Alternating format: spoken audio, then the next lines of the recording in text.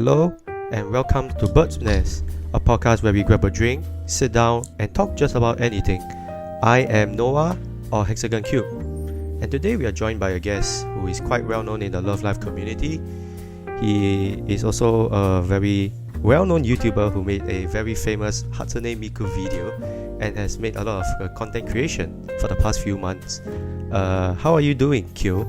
Hi, thank you for having me on. I didn't know I was well known in YouTube or the Love Life community, but that's a surprise to me. Well, I mean, your YouTube channel has like a lot of views, so I assume that you're very well known with a lot of you at least have like 2K subscribers, which is actually pretty a lot though. Yeah, relatively. I usually don't consider myself a YouTuber. Usually I say content creator because YouTuber is like people I look up to, but I guess other people calling me that makes me feel some kind of like I'm making it, you know. Okay, so content creator, right? Okay. Yeah. All right. So first before we ever start, how are you doing? I'm good. How are you? I'm doing just fine. It's finally the holidays for me, so I'll get to rest at least. That's why I'm able to make the podcast now, because I haven't been touching the podcast for like a good 3 months. Well, I'm glad to, you know, be on here and revive it, I guess. Yeah, I mean, I wouldn't really say it's a revive. It's more like because I don't have the time to do it. I actually kind of want to do this podcast in the long run. It's just, there's school, and it's a bit hard for me to, constantly come up here with podcasts, even if I really wanted to, do. And even if I really wanted to do it, I don't have the guests to do it at all. So it's it's a bit hard for me to do the podcast sometimes, Yeah, I get that. I mean, you could do podcasts by yourself. I've seen a lot of people do that, and if you have enough things to talk about, it works out pretty well. That's true. But I do prefer to always sit with a guest for this podcast at least, because I think this podcast is more of getting to know each other better. And of course I could do it by myself, which I plan to do sometime, but it's just it's more fun talking to people than talking to yourself. It's like talking to a wall, that kind of thing. True. Yeah. Okay. All right. Let's move on to our first section, which is the general discussion. So we're gonna discuss about quite a lot of topics today, which is pretty surprising because we have a lot of mutual interests, to be honest. So it's quite easy to talk about it. So let's talk about the first thing, which is what we all know and what this podcast, the name sounds like. It's from Love Life, Mm-hmm. So we're gonna be talking about Love Life first. So a curious question: when do you get into Love Life, or how do you get into Love Life? So it's actually really recent, especially compared to most people who've been fans since Muse was a thing. But I only got into Love Live in mid 2023, so not even 2 years ago. And it was because this VTuber I watched, called Nora Vesper, he mentioned Love Live, and I always heard Love Live, and YouTubers I used to watch were yeah, this is shit, it's just idol, the same generic idol stuff. And then I finally just sat down and watched it, and I've loved it ever since. Oh, alright. So what is the one specific thing you really like about Love Life? That to grab your attention. What is the main point? How do you get it into Love Life? How do you feel this is the franchise that I actually love? I don't know, cause maybe I'm just a big idol fan, and I like anything idol related, and I wouldn't know if Love Live is better than any other idol franchise, because it's the only one I've gotten into really, that's Love Live, because I've kind of refused to get into Uma Musume and Idol Master and that kind of stuff, because I'm already this deep into Love Live. I don't want to be that deep into more things, and then I'm probably going to spend more money on merch and stuff like that, and I'm going to be bankrupt. Hey yo, I feel you on that level, man. I really feel you. Yeah, I spent quite some money on Love Live franchise too. It's really, if I were to get into Idol Master or Uma Musume, I think it'll be more, and then my bank would just go bankrupt. Yeah. Yeah, so I mean, I think a lot of people kind of know how I got into Love Life, but I'll just reiterate. I got it like when it was COVID, the start of COVID. It was like 2020 March, and then because all our studies are at home, so I had to do everything at home. Means I have to find my own entertainment at home. I can't go anywhere else to find entertainment. So online, I saw this video. If you know Natsuki from Doki Doki Literature Club, do you know? Oh yeah. I've never played the game, but I know about it. Oh, it's a good game though. I'm not gonna lie, it's really a good visual novel for you. So like, if you really want to play it, I think it's pretty good. Yeah, I want It's to play free it at some point. anyway. Yeah, but anyway, I saw this video, Natsuki versus Nico rap battle. Oh, I heard of I think that. this video. Yeah, I really heard of, like, when I saw that I was like, god damn. Like, I mean, I know Nico since like before I know Love Life, so like I was like, oh, this girl again. Now I was like, yeah, you know, everyone okay, knows you know Nico. what, I'll just yeah. I mean, she's quite famous, to be honest, even if we like to deny it. Yeah, you couldn't escape her Yeah, back in like the mid 2010s. Yeah, precisely. It was the catchphrase kind of thing with the video clip from episode 6, season 1, which I clearly remember. So no, I was like, okay, you know what? Let's just watch this and see how it goes. And then I was like, oh, okay, it sounds kind of okay, I guess. But I mean, that's what got me into watching Love Life in the first place, because I was like, okay, you know what? I had enough. Like, I need to see where this is actually from, because I was like, what is this and all? And then what caught me was, I think, the first trio, which is Honoka, Umi, and Kotori. When I first watched SIP, and they, like, you know, they failed. Like, I wouldn't say they failed. It's more like they didn't succeed in getting like audiences for their first performance. Yeah. Which was only Hanayo at that point. So, but then they didn't give up and that kind of stuff. So I was like, wow, shit, that's actually pretty cool. Like, yeah, like, come on, that song, like, there was Start Dash was like so nice, and then like nobody came to the thing. It's just like damn sad. And I was like, wow. So, and they're still not giving up and that kind of shit. So I was like, yeah, I'm kind of invested into that now. It's like, how are they going to, you know, get more people into the group and stuff? Because, you know, one funny thing about Love Life is that, you know, when you see the opening, you're like, oh, there's 9 girls, and then you go to episode 2 and you're like, oh, well, there's only 3 people there. So where the other 6 at? Right? You know, when I was first watching, getting into the anime, I always like covered up the screen and like skipped the openings, and always like covered up any promotional material, because I didn't want to get spoiled on like who joins. Yeah. I mean, I thought the opening would be just like the opening, and like, you know, it wouldn't be like telling me how many girls there are. I mean, it's the opening usually introduces like most of the characters, right? It's like, you know, it's a normal thing. So, but I thought they were like start out quite early, like with 9 members. I didn't expect them to go like one by one. And then, you know, every time I see the opening, I was like, yeah, wow, they just spoiled for me. Like, you know, like there's one point of time where Ellie was like, I'm not gonna join because this is too amateur for me. But I'm in the opening, she's like dancing with them. So it was like, what the fuck? Yeah, that's true. So I was like, god damn, man, you talk all that smack ass shit and then you're dancing with them in the opening. It's freaking crazy, you know. So it's like, yeah, that's, I mean, more or less it's also the Muse songs that got me into Love Life, which is why I got kind of invested into specifically School Idol Project. And yeah, that's pretty much my intro story for Love Life kind of thing. I'm surprised, because I thought you would have been a fan for like over a decade or something like that.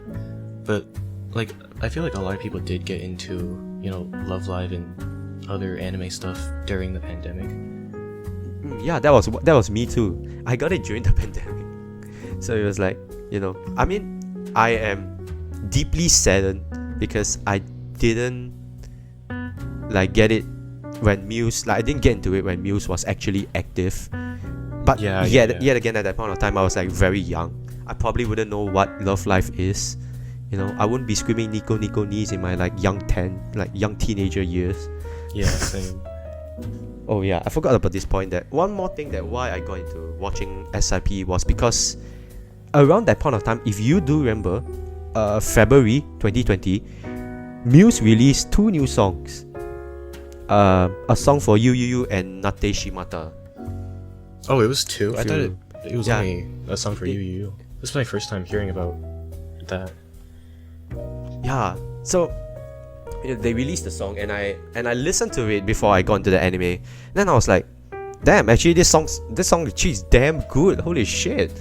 I was like, god damn. So yeah, I think because of those 2 songs right there, it also kind of influenced me along with the Nico influence that I should actually just go watch Love Live, because I've always had a backlog of anime to watch, and then I was like, you know what, fuck it, we're just going to watch the Love Live. We're gonna skip every fucking anime that I had in front, and I'm just going to go straight to Love Live because the songs are too good, really. That's kind of like me with Snow Halation, because Snow Halation, everyone knows that in the anime community, and I love that song, and I'm like, this is Snow Halation's from this anime. I should probably check it out. Oh, but fun fact, I didn't know Snow Halation at all. Really? Yeah, I mean, I got into anime about the end of 2017, so I probably didn't know much about Snow, because you see, I got back in anime like end 2017. That would be Aqours era already, right? It wouldn't ever be Muse era anymore, so I wouldn't probably know about Snow Halation. I've never, like, as much unbelievable as it sounds, I've never heard Snow Halation until I've got to the point of when Snow Halation was played in the anime itself. Wow. Like, I've never heard of it at all. Yeah, it's crazy. I really don't know how I didn't hear it at all, but I also didn't hear any Aqours song at that point of time, so it was like, I mean, same for that one. But I'm surprised with the Snow Halation thing. yeah, I thought, because when I got into Love Live, and I finally got more into Love Live, I finally realized that Snow Halation is actually a pretty a trademark song for Love Live. Yeah. And I didn't know anything about it at all. So I was like, god damn. And it came out like damn long ago. So it was like, yeah, it was so I was their like, second yeah, song. wow. I mean, yeah, so it was just like, damn, I didn't know this song at all. But at least I got to know the song, so it's a banger still. And Yeah. I really wish I could be like at these Love Live concerts watching Snow Halation.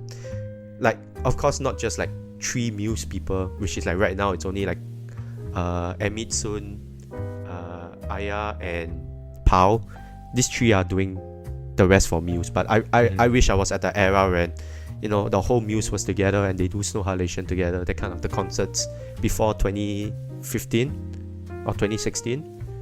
That area, but I mean, I guess it's never too late to be a Love Live fan. True. But it might be a bit too late to be a Muse fan.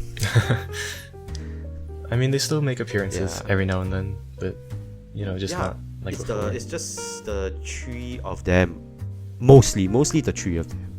But I did watch the orchestra concert, and yeah, it was pretty good. I mean, orchestra concert still got Mimorin, the Nozomi voice actress, Aina Kusuda, Yeah. and Riho, which is Rin's voice actress. Yeah.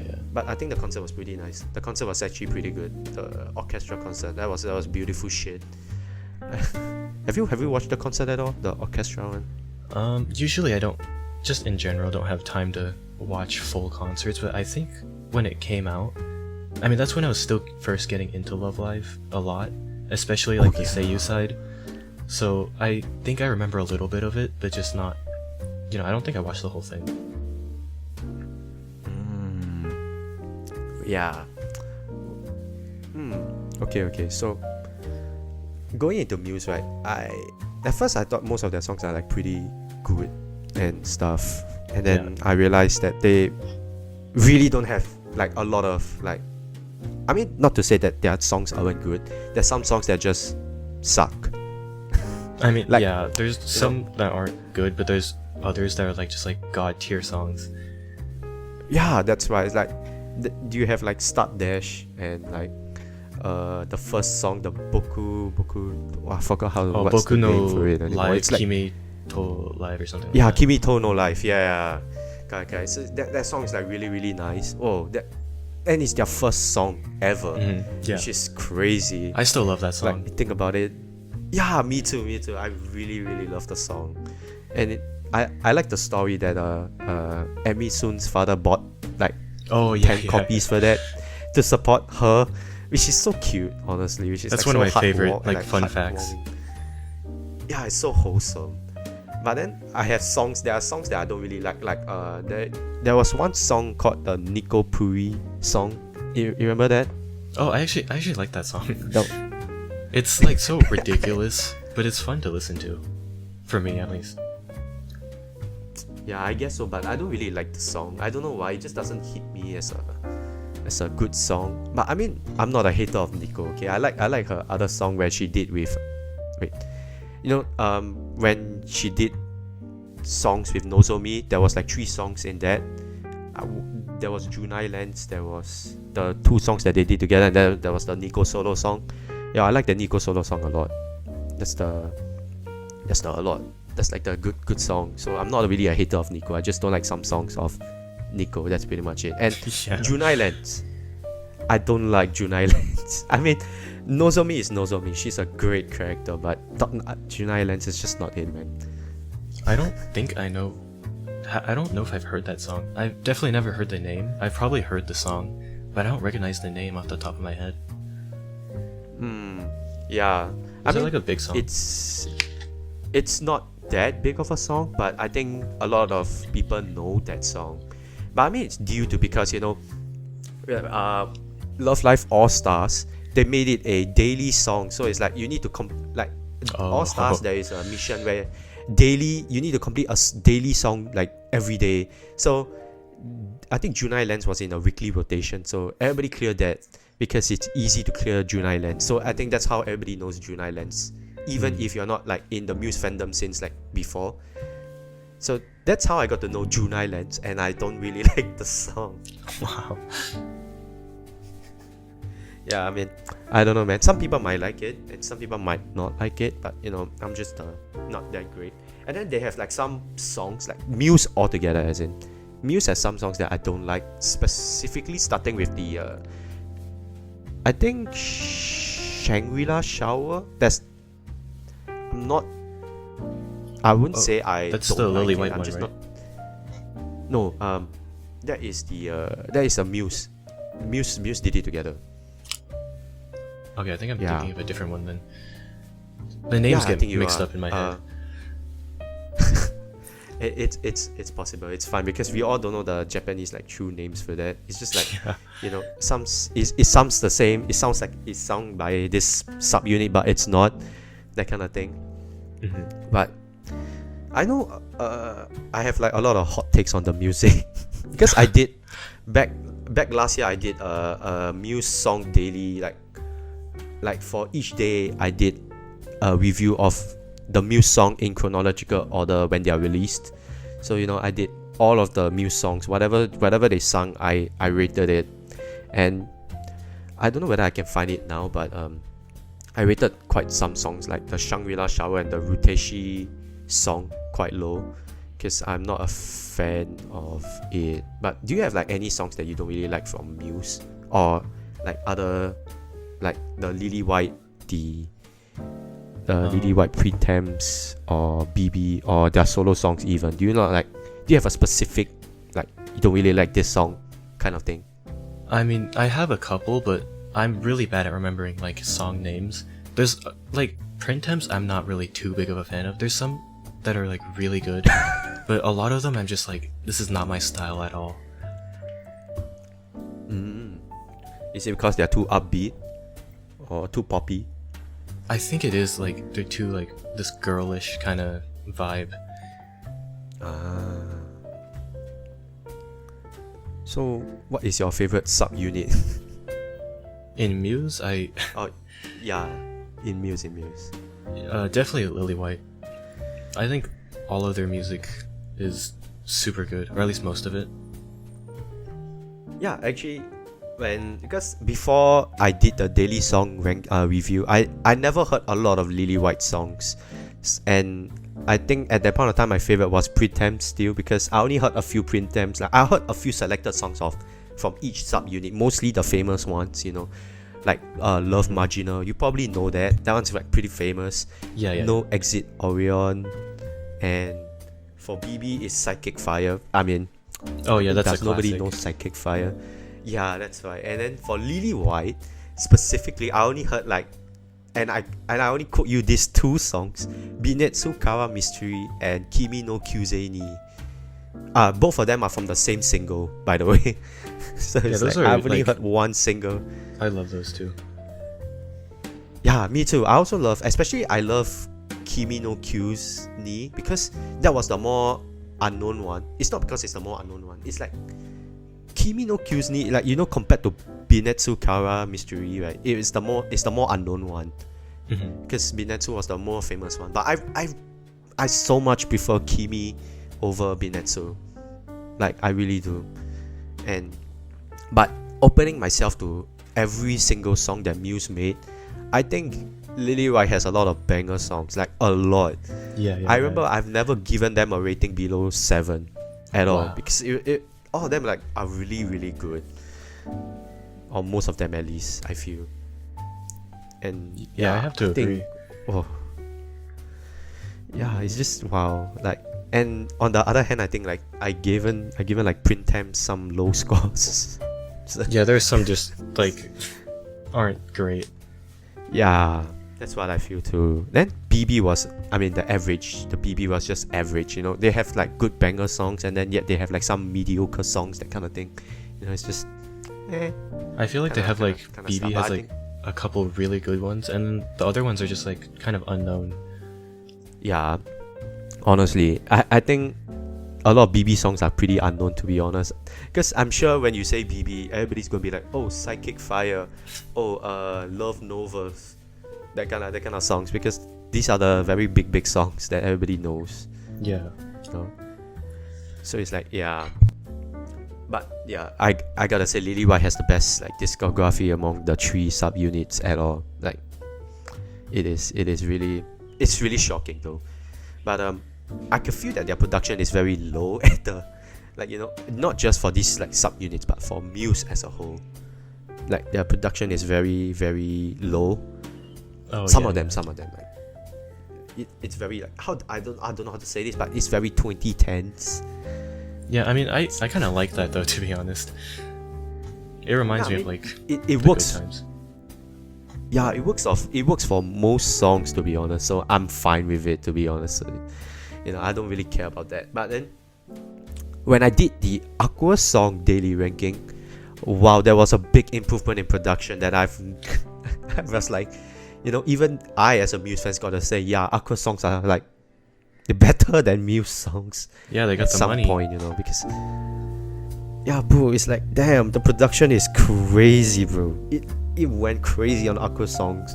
I wish they had that for like Muse, but I get it, when Muse came out, it wasn't that famous yet, so it was just a normal idol group trying to go famous, so it's just like low quality, not really low quality, like low production value kind of thing. Yeah. Then I remember, so we're gonna move on to, wait, do I have to say anything about Muse? Yeah, I think we're gonna move on to Aqours, because Okay. Aqours is also another big part of Love Live community, I'm sure. Yeah. Look around us, Love Live fandom is mostly made out of Aqours fans, right? It's mostly. Yeah, I'm mostly an Aqua I- fan myself too. I follow them the most. That's right. It's like a majority of them is. So it's like, I of course, when you watch SIP, you finish it, you're like, hey, there's a new one. Oh yeah, I'm gonna watch that too. Love Live Sunshine. It's like, damn. Okay, so yeah, that's how I got to watch it. And then I think season 1 was fine. And then here comes my hot take: season 2 is boring as shit. Really? Except the parts when there's Saint Snow, because I like Saint Snow a lot. I think season 2 is one of the most, like, when I sit through, I had to force myself to sit through it. you know, that kind of that kind of thing. It's not horribly bad. It's not like god awful bad. You know, it's not like the Kizuna Ai anime where it was like a piece of shit. I fell asleep during the watching. You know, I had to force myself to watch 4 episodes of that, and each time I fell asleep during the episode, which is freaking crazy. The fact that it's a Kizuna Ai anime, it's fucking crazy. It's the Aqours season 2 is not as bad as that, okay? At least I was able to sit down and not sleep from it, so that is a plus in my opinion. Right, but it's just, I don't know, it feels like they're just going on the daily ramblings instead of being an idol, that kind of thing. You know, it doesn't start until it really goes to like the 98 portion. Yeah, that because I remember season 2 was the 98 portion, right? I think so. My memory's not great, but I think so. Yeah, I just feel that season 2 isn't really like, let's take, I know everybody loves to say this, but let's take episode 6. I'm pretty sure you and I know what episode 6 is about for season 2. 100% off the top of your head. I'm pretty sure you know what it is, right? Do you? You gotta remind me. I'm not good with episode numbers. The Riko Yohane episode. The dog one? Or the Yoha, yeah, the Yoha Riko episode, yeah. I feel that as much as that is a really nice like interaction between like Riko and Yohane or Yoshiko, I still feel that is just a filler episode at this point. It's like, I know SIP has also filler episodes, but this episode just feels like it's pandering to the relationship for the both of them, because as you know, in this fandom, the Yoha Riko relationship, like the Yoha Riko shipping, is like one of the most famous shipping in the franchise as a whole. So it's like, I feel that they are pandering to that, but I don't know, you know, that's just my opinion, because it's mostly focused on them, you know, the whole episode. So it's just like, it's not an idol episode, it's more like a Yoha Riko episode. So it's just like, you know, it's not boring as in it doesn't have content. It just, when I'm watching an idol anime, I mean, I get it, you know, idol anime is supposed to have some like slice of life stuff, and you know, I'm fine with it, but it's just like, that is a bit, you know, like going off topic, that kind of thing, just to talk about that, like Yoha Riko stuff. But I mean, that's just my gripe, I guess. I don't know whether that's anyone else's gripe. I feel like I'm different. I don't too much agree on that, just purely because I really like slice of life stuff, and it's I kind of like filler stuff. I don't know, maybe I'm weird for that, but I liked when they kind of went on like different, you know, random storylines that wasn't like the main. Actually, we're gonna say the school thing. Yeah, I mean, to be fair, I also like slice of life. Honestly, I really like slice of life. It's just, I feel that it doesn't really grab my attention. That's more or less the kind of thing, because it's just more of, I don't know, man. It just doesn't, the whole season just doesn't grab my attention at all. Yeah, I mean, until the Saint Snow part, which was, I kind of like the Saint Snow when they started to fail and stuff, you know, and then they had this like gathering, the first years, and Liella had this gathering at like episode 9 or 10, then they start, you know, singing for their sisters and stuff. That was actually a very nice part. I like that a lot. Yeah. And that was a really good one. And okay, here comes the hottest take of all. The movie sucks. Really? Yeah. You know, I haven't even watched the movie finish, and I switched it off. That's crazy, honestly. I mean, I can see why you didn't like it too much, because it was just, like a lot of. I get what you mean, but I still. Yeah, I don't know. I just. I guess because like I know a lot of Aqours fans also love the movie, but I mean, I guess outside of Aqours fans, a lot of people don't really like see the movie as. I wouldn't say the movie is bad. The movie is, I would say it sucks because it didn't live up to like what I wanted to see.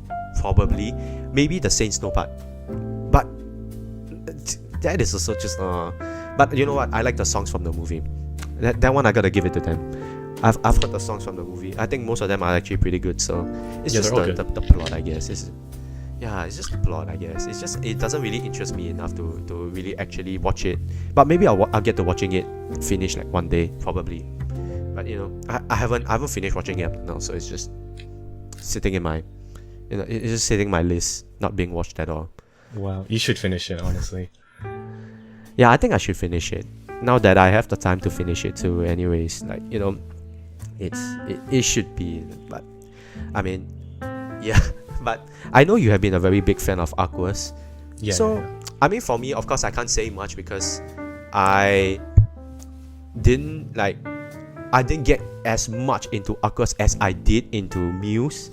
But that's not to say that Aqours is a bad group. I think Aqours is actually a really good group with a lot of banger songs. I'm not gonna lie, the songs are good. Especially those newer ones. I mean, the old ones are also nice. Like, the Koimi Arita Aquarium. Mm-hmm. That is a banger. And then there's like songs like the I forgot the name, but the Aqours season 1 ending, they had a single, right, for that, and then there was the coupling song for the ending also, right? I remember the ending. Usually when Love Live release songs for anime, they release like in a coupling. So it's like they release, like, let's say the opening, then they will have Azora Jumping Heart. There is what was the other song called? I'm gonna search it up. I kind of forgot. Like, I noticed this as a trend because they usually release it in like 2 songs. So Azora Jumping Heart has Humming Friend as a coupling song, that kind of thing, because they usually release like 2 songs. Yeah, I hear about that, but I'm not one to like seek out and like listen to every single song, so I'm not really like too knowledgeable on this kind of stuff. Okay, yeah, but I also like some of their songs. Like there was Happy Party Train. I know a lot of people say it's overrated. Really? But I think it's still a freaking banger, yeah. A lot of people say it's like, oh, everybody loves this song. Everybody really loves this song. It's like overrated, overplayed, and that kind of stuff. But I think it's a wonderful song. It's like, my favorite from actually Aqours, probably. Yeah, it is a very strong contender, honestly. I would say that too, because I really love Happy Party Train and also Sky Journey. Like, it came along with Happy Party Train. Oh yeah. And Sky Journey is like one of the best songs I've ever heard in my life. It's just like wow. Yeah, but I mean, of course, Happy Party Train is also very freaking good, and I really love it. Then they also had these new songs, especially during the COVID period of time, where they released like Fantastic Departure and Aqours Pirate Desire. Oh yeah. Oh, Aqours Pirate Desire is such a banger. Like, damn. I'm not gonna lie, I thought I really love. It's kind of alright.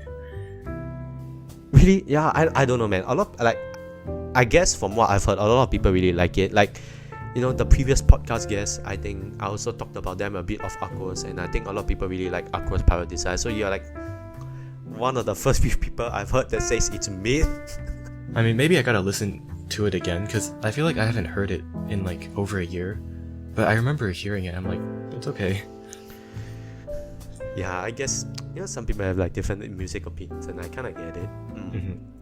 Then there's like Jimo I Dash, which I think it was a really good song also. Yeah. Right, and then I think for Aqours, their most standout thing was solo character albums, which and they had like, for each album they have like a new song to go with it, which is yeah. It's a very creative. Yeah, it's a very creative process. Like, I mean, of course, I'm just speaking out of my mind, but I wish Muse had that kind of thing also, because I know Muse had character albums. I know they had like one original song, and that's pretty much it, because the rest of the solo albums they had were just all covers, no new solo songs, that kind of thing. So it's just like, man. And the people who have the new solo songs in Muse are not even like everyone. It's just Honoka, Umi, and Ellie. Kotori. Right? So like you oh my god, I'm stuttering. It's just like these 3 people have in Muse. That's all. But then there was like like Aqours have a lot of like character songs that is new too, and I'm a bit, I would say as a Muse fan, I'm a bit jealous of it because I mean, yeah, they have, it's kind of like this the good-ass- production thing. Yeah, and okay, I would say Chica. Let's start one by one. I think Chica's first "Never Giving Up." Was that the song? Was that the new song or was that not the new song? Because Chica had like One More Sunshine Story. And I can't remember, honestly. I also can't remember. Hold up, Mr. Chubb. Oh, it's called One My. Eh? No, it's not. It's fuck. What is it, man? Oh no. But anyway, the first solo song that she had, I think that one was really really good. Oh yeah, it was called Never Giving Up. Yeah, I think that was a really good song. But then after that, I never really heard like the songs from Chica anymore. How many did they have? Because They have as like I said, like they're not. I don't really look too much into like the music releases, so I have no clue. For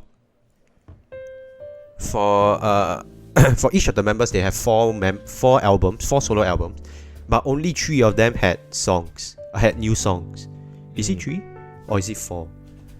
Wait, hold up. I need to see their stuff because I only remember they have like 3 or 4 albums, but I don't know how many of them have new songs. Okay, I think it's 3. Yeah, it's 3. Okay, so they have 3 solo albums with new songs, and the 4th solo album has no new songs. Okay. Yeah. So that is, yeah. I only heard. Okay, so the most I've heard was I think. Hold up. Okay. So the one I like the most is Kanan's solo albums, cause she had Motone and Sentimental Lemonade, which is a banger. I'm not Really? gonna lie, the solo songs like- are most. Yeah. I feel like a lot of people. I mean, I don't know if this is true, but I've heard a lot of people don't like Kanan's solo stuff. Is that true? Damn, they're missing out. I have no idea too. But if they are missing out on the good stuff, man. Hell no, that song's good. What? People are just hating on that? Real? I also have no idea though. I really have no idea. I know people like Rico's one a lot. I think Love Spiral Tower came from her, right? Yeah. Yeah, right. So I think a lot of people like that also, and yeah. So I think a lot of people like Rico's song. They also like Yo's song, if I'm not wrong. But I remember one Yo solo song. the first one is Tokuzen Girl, which is, I have to tell you that is one of the best songs ever to ever exist. That song sounds so good. I don't think Like, I've ever heard of it. It's the first. Yeah, you should hear it. You should hear it. That is a very good song. Yeah, I need and to after listen that, to they it. had Paradise Sailing. I don't know what's it called, but there was this the second Yo solo album. There was a song where she was rapping. Oh, that shit was lit, man. I've never heard of any of Okay, it's this. called- I gotta listen to these. Oh, it's called Paradise Chime. Okay, Paradise Chime is a banger. It's a absolute banger. Tokuzengo and Paradise Chime bangers. They're absolute bangers. I would. Yeah. Especially the rapping. The rapping's cool. Rapping cool. Yeah, as I hell. gotta listen to these after this. Yeah, but I'm sure you heard Pure Face before, right? I've probably heard it, but I don't recognize the name. Okay, but I'm sure you heard Cotton Candy AAO. Oh yeah, that was like a meme, wasn't it? Yeah, it was a meme. So it like a lot of people. I wasn't like sure why it became a meme. Maybe it's because of the trippy visuals, but it was just like I don't really like the song. I mean, it's just like it's supposed to be like insane, isn't it? Yeah, it is, and it's crazy because there's also a song that recently went viral. I'm sure you know. You and I, we all know Ice what Cream. this song is, and it involves Ruby. Yeah, see, it's like all the viral songs. it has Ruby in it, which is absolutely. I don't know if this is a pattern or a trend or something. I have no idea. Like it has ice cream has Ruby in it too, which is Yeah. it's like the new candy. It's the new cotton candy AAO. I've been seeing that But everywhere. I did argue that ice cream is a better song than cotton candy. I mean, if feel you're just like listening it's to true, it but- normally, then probably yeah. Which one is more annoying, cotton candy or ice cream? Well, I think doesn't cotton candy AAO have like or what are those called? The things that the little gold instruments that you slam together.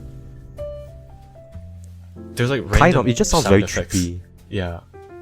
Yeah. It does just sound very trippy. It just sounds like if you're high on like sweets. Yeah. If you're high on cotton candy, that's probably what they planned for it to be. Yeah. So but for me, I think Saint Snow has the best catalog for an enemy sub unit. Like I like all their songs. I think I like all their songs. It's really good. Especially the one they came from the movie. Yeah, I like all Believe their Again. songs. The songs are bangers, honestly. Did the And then other they also which one? sorry. I was gonna ask if the other rival groups in yeah. like Liella had songs, because I swear I've never heard their songs before. I think the Rian.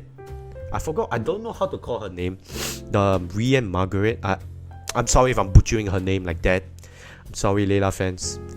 I just don't watch Layla at all. But I only see from like screenshots and stuff. I really didn't watch it, man. So I was like, this. If you see this light pink haired girl before who wears like a butterfly kind of like costume. Yeah, I know who you're talking about. I mean, Yeah. I feel like if I say anything, she had that singer. Nah, it's But okay. we'll just leave it at that. We'll just leave it at Who that. cares about the Who cares about the spoilers? Man, I mean, to be fair, we are just talking. I don't think anyone's watching our podcast, to be honest. But I'm pretty sure there's no one. It's just we are talking. That's pretty much it. So I don't really care about spoilers, and it's because I don't watch Layla. But we'll get to that why I didn't watch Layla. So yeah, I think we're more or less done with like, Aqours. Okay, I mean, of course, to be fair, okay, as I was saying, Saint Snow, they released one more like single which had like 3 songs, which was Dazzling White Town, Yeah, I love that Lonely one. Snow Planet, and After the Rain. Right, those 3 songs, I love them to bits. I really love them a lot. It's one of the few best songs like I've ever heard in my life. It's just, I mean, I know I've said this a lot of times, like, oh, this is the best song of my life. Oh, it's the best. I'm one of the best in my life, or some shit like that, But it's just there's quite a lot of good songs that came out from the Aqours era, which is like, wow. Yeah, You have never seen like crazy good ass songs. Not even like normal songs can compete with these songs, and they're made for like anime stuff, which is crazy. Like, damn, bro, they Yeah, don't they're have to go great. so hard on this, man. Yeah, bro, they went too hard on this, and it's just too good.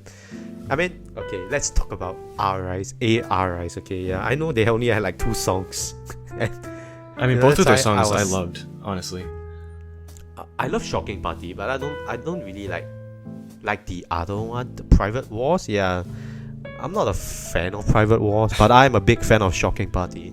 I think the only reason why I like both of them is because they kind of sound the same to me. I kind of can't differentiate Oh, yeah. them two. That's right. They kind of sound similar. Yeah, I agree with you on that. It sounds very similar, and it's just, I guess it's fine. But I think because Saint Snow as an enemy subunit has fleshed out so much more, Yeah. I think I prefer like Saint Snow more than R-Rise, even though R-Rise has like, okay songs and an okay characterization, I guess. But Saint Snow is so much better as a duo, True. and so much better as like they,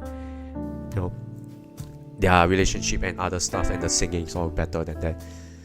But I would say one of the best songs to come out of Love Life is from Muse, and that is, I'm biased, Soldier Game. Soldier, I'm biased really? because, yes, I mean, it's a classic. It's so good. Like, because of Soldier Game, I've written a whole ass fic for it. It's I've written a whole ass action fic for it. That's how much I like the song and how much I love this song. It's so good. Yeah, I wrote a whole 42 chapter action fic for that. It was crazy. And I'm super proud of that achievement. But I mean, anyway, let's just get back to the topic. Soldier Game and I think Private Wars sound very similar. So they like had someone did a remix for the both of them together, and it sounds really cool. Mm-hmm. Like they're using Private Wars instrumental for Soldier Game, and it really sounds damn good. Like, shit, man, it sounds good. Yeah, but enough of me glazing Muse. Let's move on to the next one. Nijigasaki. Alright, before we like to move on this, what are your thoughts on Nijigasaki anime? So when I was watching Nijigasaki, so I just gotta say I haven't watched like anime in a long time, but the last time I watched anime was like around this time I was watching all the Love Live series, and I used to watch it like in the middle of the night at like 4 a.m. while I was eating like breakfast or dinner or whatever. So I barely paid attention to the story, and I know that sounds so bad. And also, I never played All Stars, so I barely know anything about Nijigasaki. Oh, but why are you watching at 4 a.m.? That's the only time I'm like, yeah, sure, I'll just watch some anime, whatever. What? What? I know. You don't watch it like bad. After. I think next time you should just watch anime like 3 p.m, 4 p.m. Probably that's the best time that you can like, oh, this I can critique on this anime or I can praise this anime on something. Not just watch it at 4 a.m. with a blank mind and be like, yeah, okay, I'm going back to sleep. I know, it was a weird time.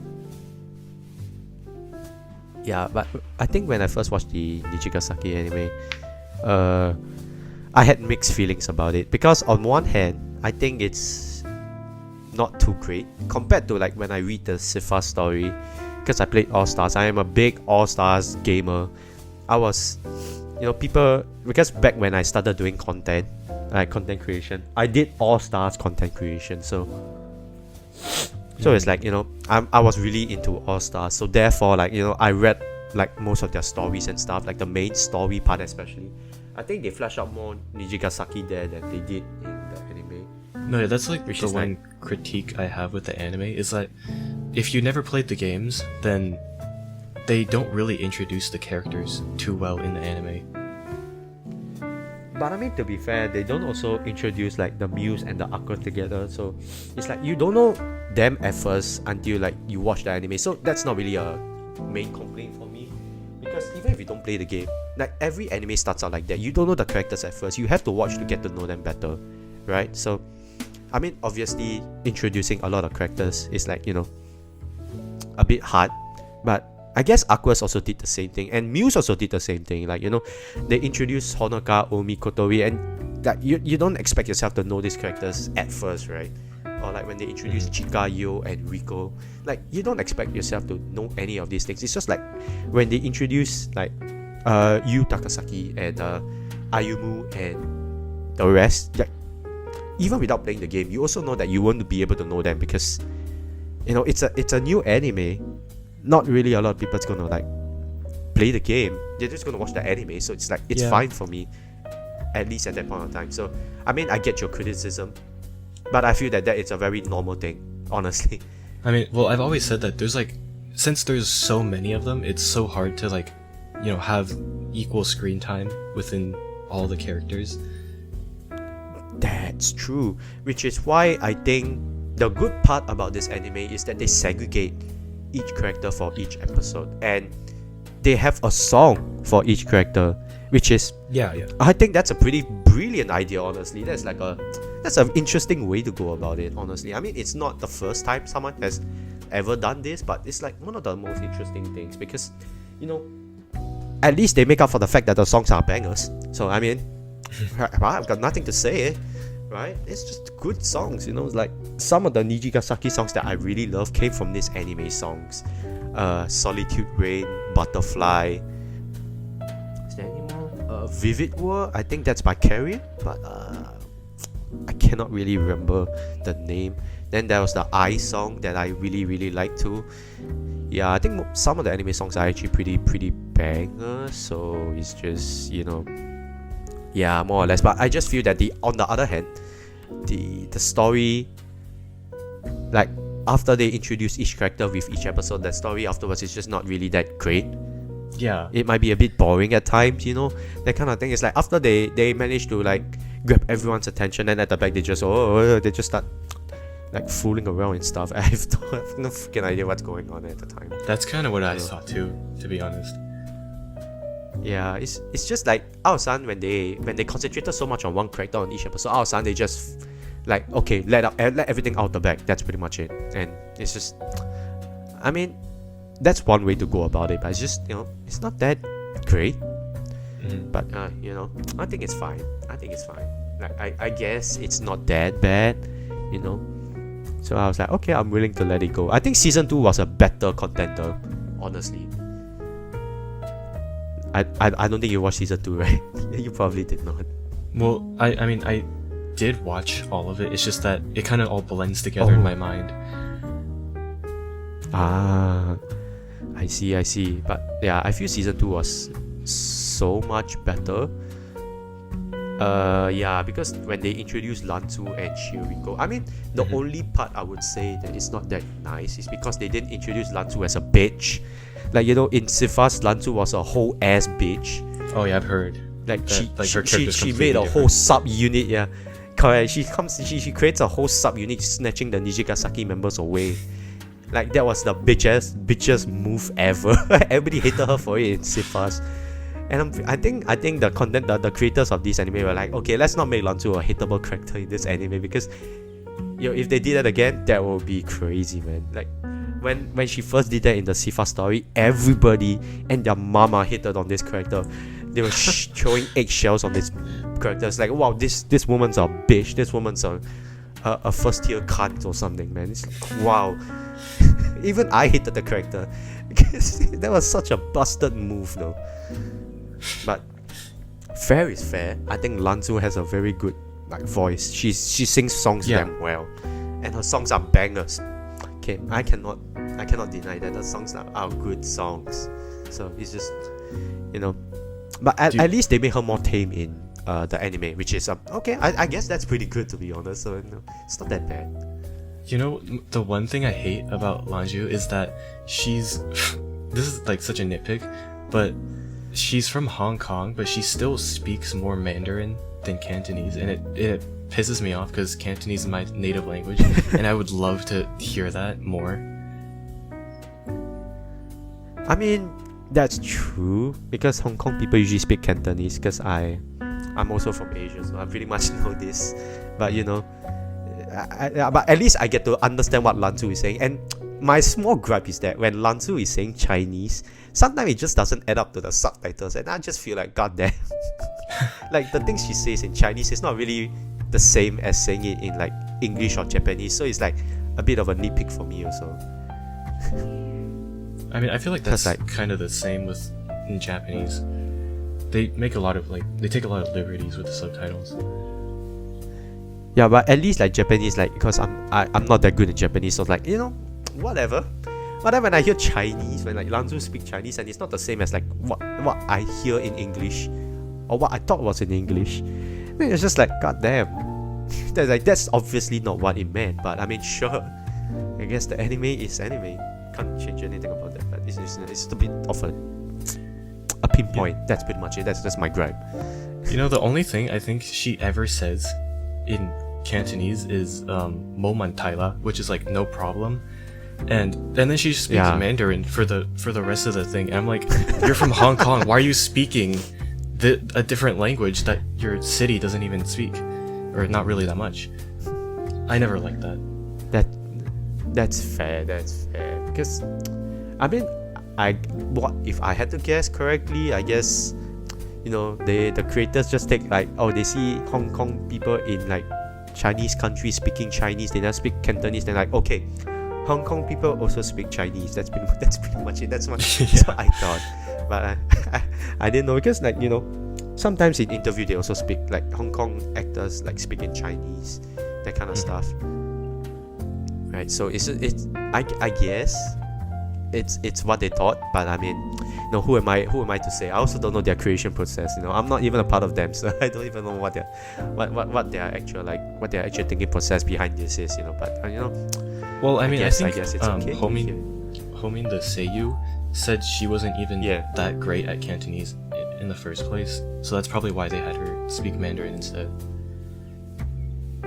I think Mandarin is easier to learn, especially because it's like kind of related to the Japanese kanji, so it's more easier to understand compared to when you speak Cantonese. You know, because I know a lot of people who watch like Cantonese dramas too. You know, they also cannot really speak like Cantonese that much. Like not the people in the show, but the people who are watching the show. You know, they try to learn Cantonese from them. It's a bit hard, but I guess, you know, Cantonese, it's a difficult I don't know. language. I mean, maybe because it's your language, right? It's your dialect, so it's more or less like you know how to speak it. But like, let's say my dialect is Hokkien, so I obviously know how to speak more Hokkien than, you know, stuff, but I still rather speak Chinese because Chinese is easier. Yeah. Anyway, that was a weird tangent. Yeah, it is a weird tangent, but I mean, back to the topic. I think the season 2 was great. Season 2 was pretty good, I think, but not the best. But I think it was a good okay kind of thing. And then there was the movie and stuff. Yeah, but the movie isn't completely out yet. They're releasing it like in parts, 3 parts, if I remember correctly. Because it never had like a official subtitling yet, right? I have no idea, to be honest. I really have no idea, man. I mean, I watched the first part in my home, in where I live. There was cinemas were showing it, so of course I went to watch it. So it was like, I mean, it was fine. I think it was okay, you know. But yeah, I think it was fine. I guess it was. I say it's okay. Yeah, it's not too bad. It's not too bad. That's all I can say, because I mean, I if you want to watch it, I wouldn't really spoil it for you here. You know, I mean, why is there to spoil even anyways? I mean, you probably expect the movie. Like, if you go into the movie, you will probably expect everything that's in there. So I mean, I don't think there's much to spoil either. Yeah. Okay. All right. Let's move on to Liella, which is, I feel it will be the last love life, because I never watched Hasunora. Okay. Oh, people are gonna come at me. I don't watch Hasunora. You're not watching Pig, you lazy ass bum. You're not watching on YouTube with the EN subtitles. Yeah, I'm not. Shut fuck up. I don't care. Yeah, I haven't gone. I know nothing about it either, to be honest. Yeah, I know a lot of people are like, oh, Hasunora defenders. They just like, you don't watch it on YouTube. There's YouTube subtitles, like this EN subtitles in the YouTube video. You're just lazy to watch it. Yeah, I am. Exactly. I'm just lazy. What can you do about it? What are you gonna do about it, man? But I might start watching it, because one of my favorite VAs, Amane Shindo, recently entered the Hasunora franchise. So I might start watching it, but it really depends. But okay, let's go back to Liella. For Liella, I've only watched season 1. Shocker. But this is the point where I let you know why I only watched season 1. Oh, no. So at first I thought it was a really like interesting idea for Liella to have only like 5 people in the group, right? Yeah. So I mean, it's a very interesting concept, right? And I think the songs are pretty decent enough for me. So it's like, you know, kind of, the songs are not too bad, right? Yeah, it's just everything was good up to the ending. So they lost the love life and stuff, even though they had like really good songs. I don't know how they lost, but you know, they lost, and then they're like, oh man, we are sad, we're crying. Okay, I was like, yeah, that's normal. And then after that, they're like 5 seconds later, literally just like, let's do better, kampate, yay! And then the thing ends. Bro, I was like, wait. I mean, that's like typical. So you rushed that shit. Anime.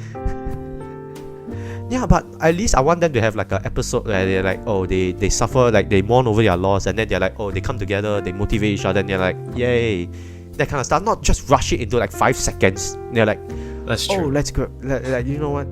Yeah, that's my main gripe of the anime. It's not bad. Like it's never bad. I really enjoyed watching their anime up to that point where they just rushed it.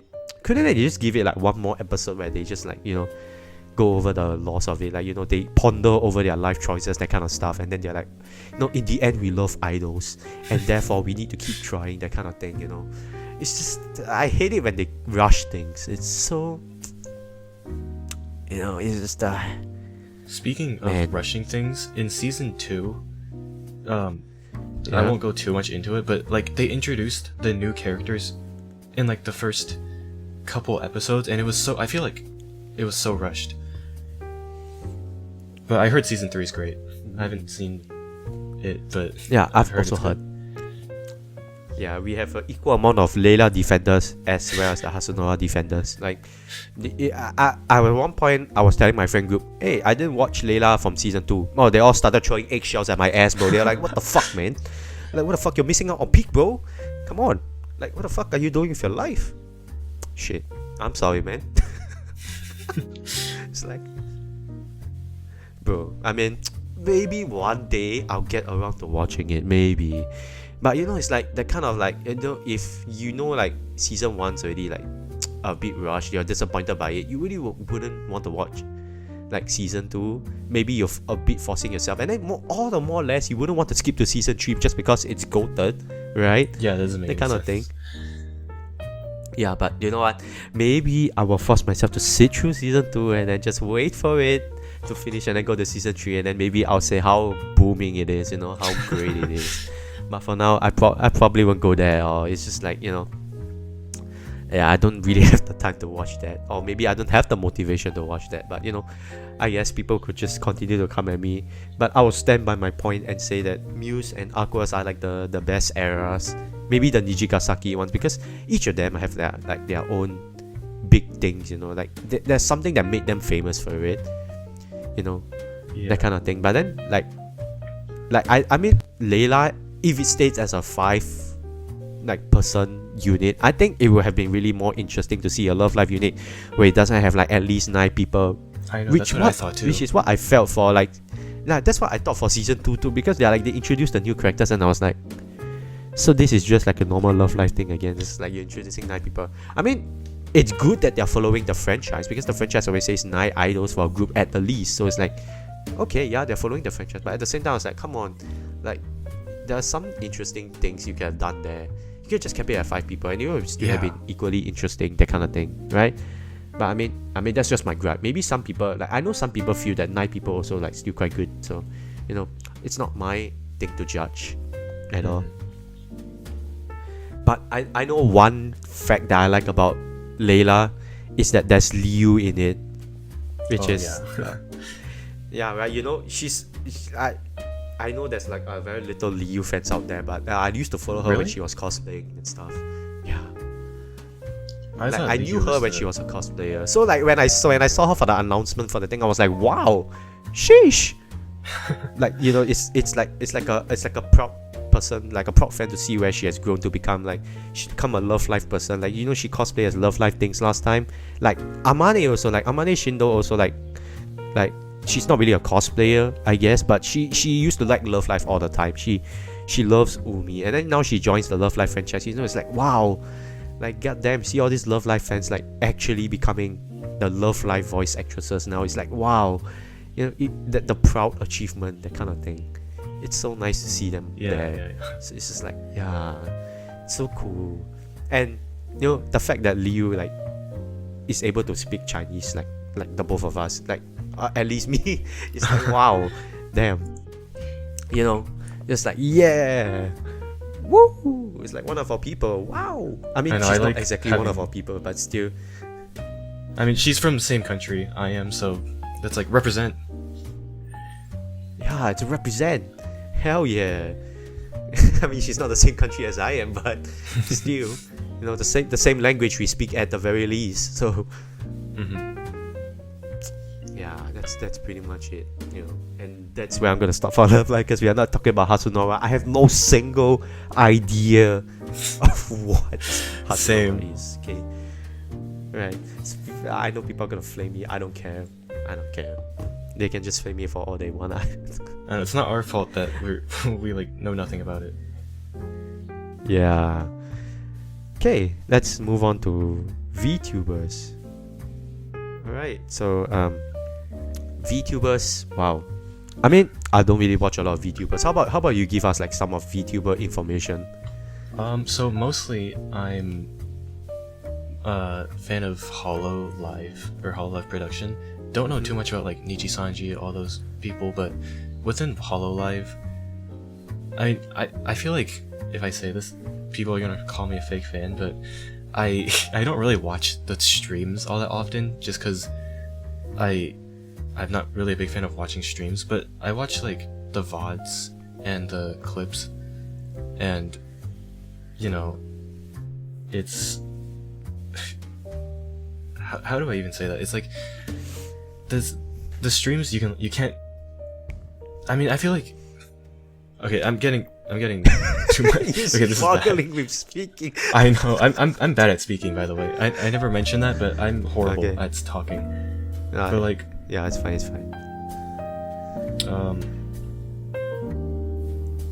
What did you want me to like? You were introduce talking. them? Oh, yeah. I like. How do you get into like VTubers and stuff? You know, okay. What's How your did I favorite get into VTuber even and stuff? So, back in like 2020 when they first blew up, you always saw like Gargura and like the rest of Hollow Myth and Hololive English, and I'm like, I tried to watch them and like they're cool. I see clips of them all the time. And then back in 2022, when they announced Hollow Stars English, that's when like I'm gonna watch their debuts, and I instantly like became fans of them, and ever since I've been following them the most. Hollow Stars, by the way, is the male branch of Hololive, and you know, that's another point, is that as much as I am a Love Live fan, usually other idols, I'm usually a big fan of like male idols more than female idols, but that's like a side note.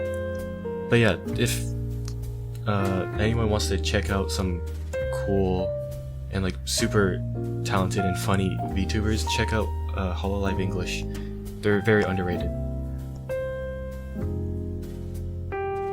I see. Because the way I got into VTuber is like almost the same as you, but it's just that, you know, I didn't see Gogura at all when I first joined, like see Hololive at all, because back at that time I think there was no Gogura, there was no Mori Calobi or Amelia Watson. All I saw was the OGs, which is Shirakami Fubuki, Tokino Sora. Oh, that's like a long time ago. That era. Yeah. And the only reason why I know them was because I might sound like a bit of a gooner here. I play Urzulane. Urzulane had a Hololive collab. Wow. That's how you found them? Yeah, that's how I found them. So because they had this song called Shiny Smiling Story, and I like the song. I gotta admit, I like the song. So so I was like, okay, you know what? I'll go search them up. You know, might be interesting to see what they do. And from time to time, I've always seen people seen them like with their lives and stuff. Like for example, Fubuki, I've seen a lot of her like YouTube lives and stuff. So it was a really nice thing. Although I can't communicate because I'm not really a Japanese like person, and I can't really speak Japanese. So it's like the chat is just full of Japanese people that I don't understand half the time because I don't know Japanese at all. But it was just fun seeing her play games and then just doing some stupid shit online, that kind of thing. It's like really, really fun to see. And then we had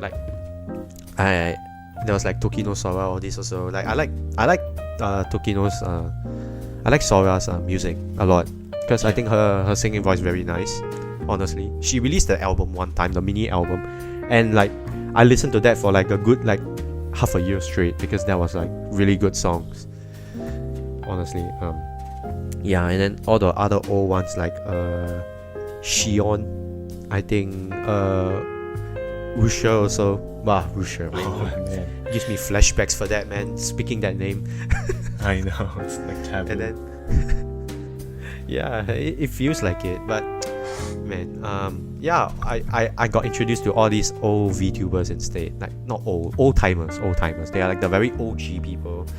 And of course, when they introduce Mori, Calliope, all the English other people and stuff, I also know them.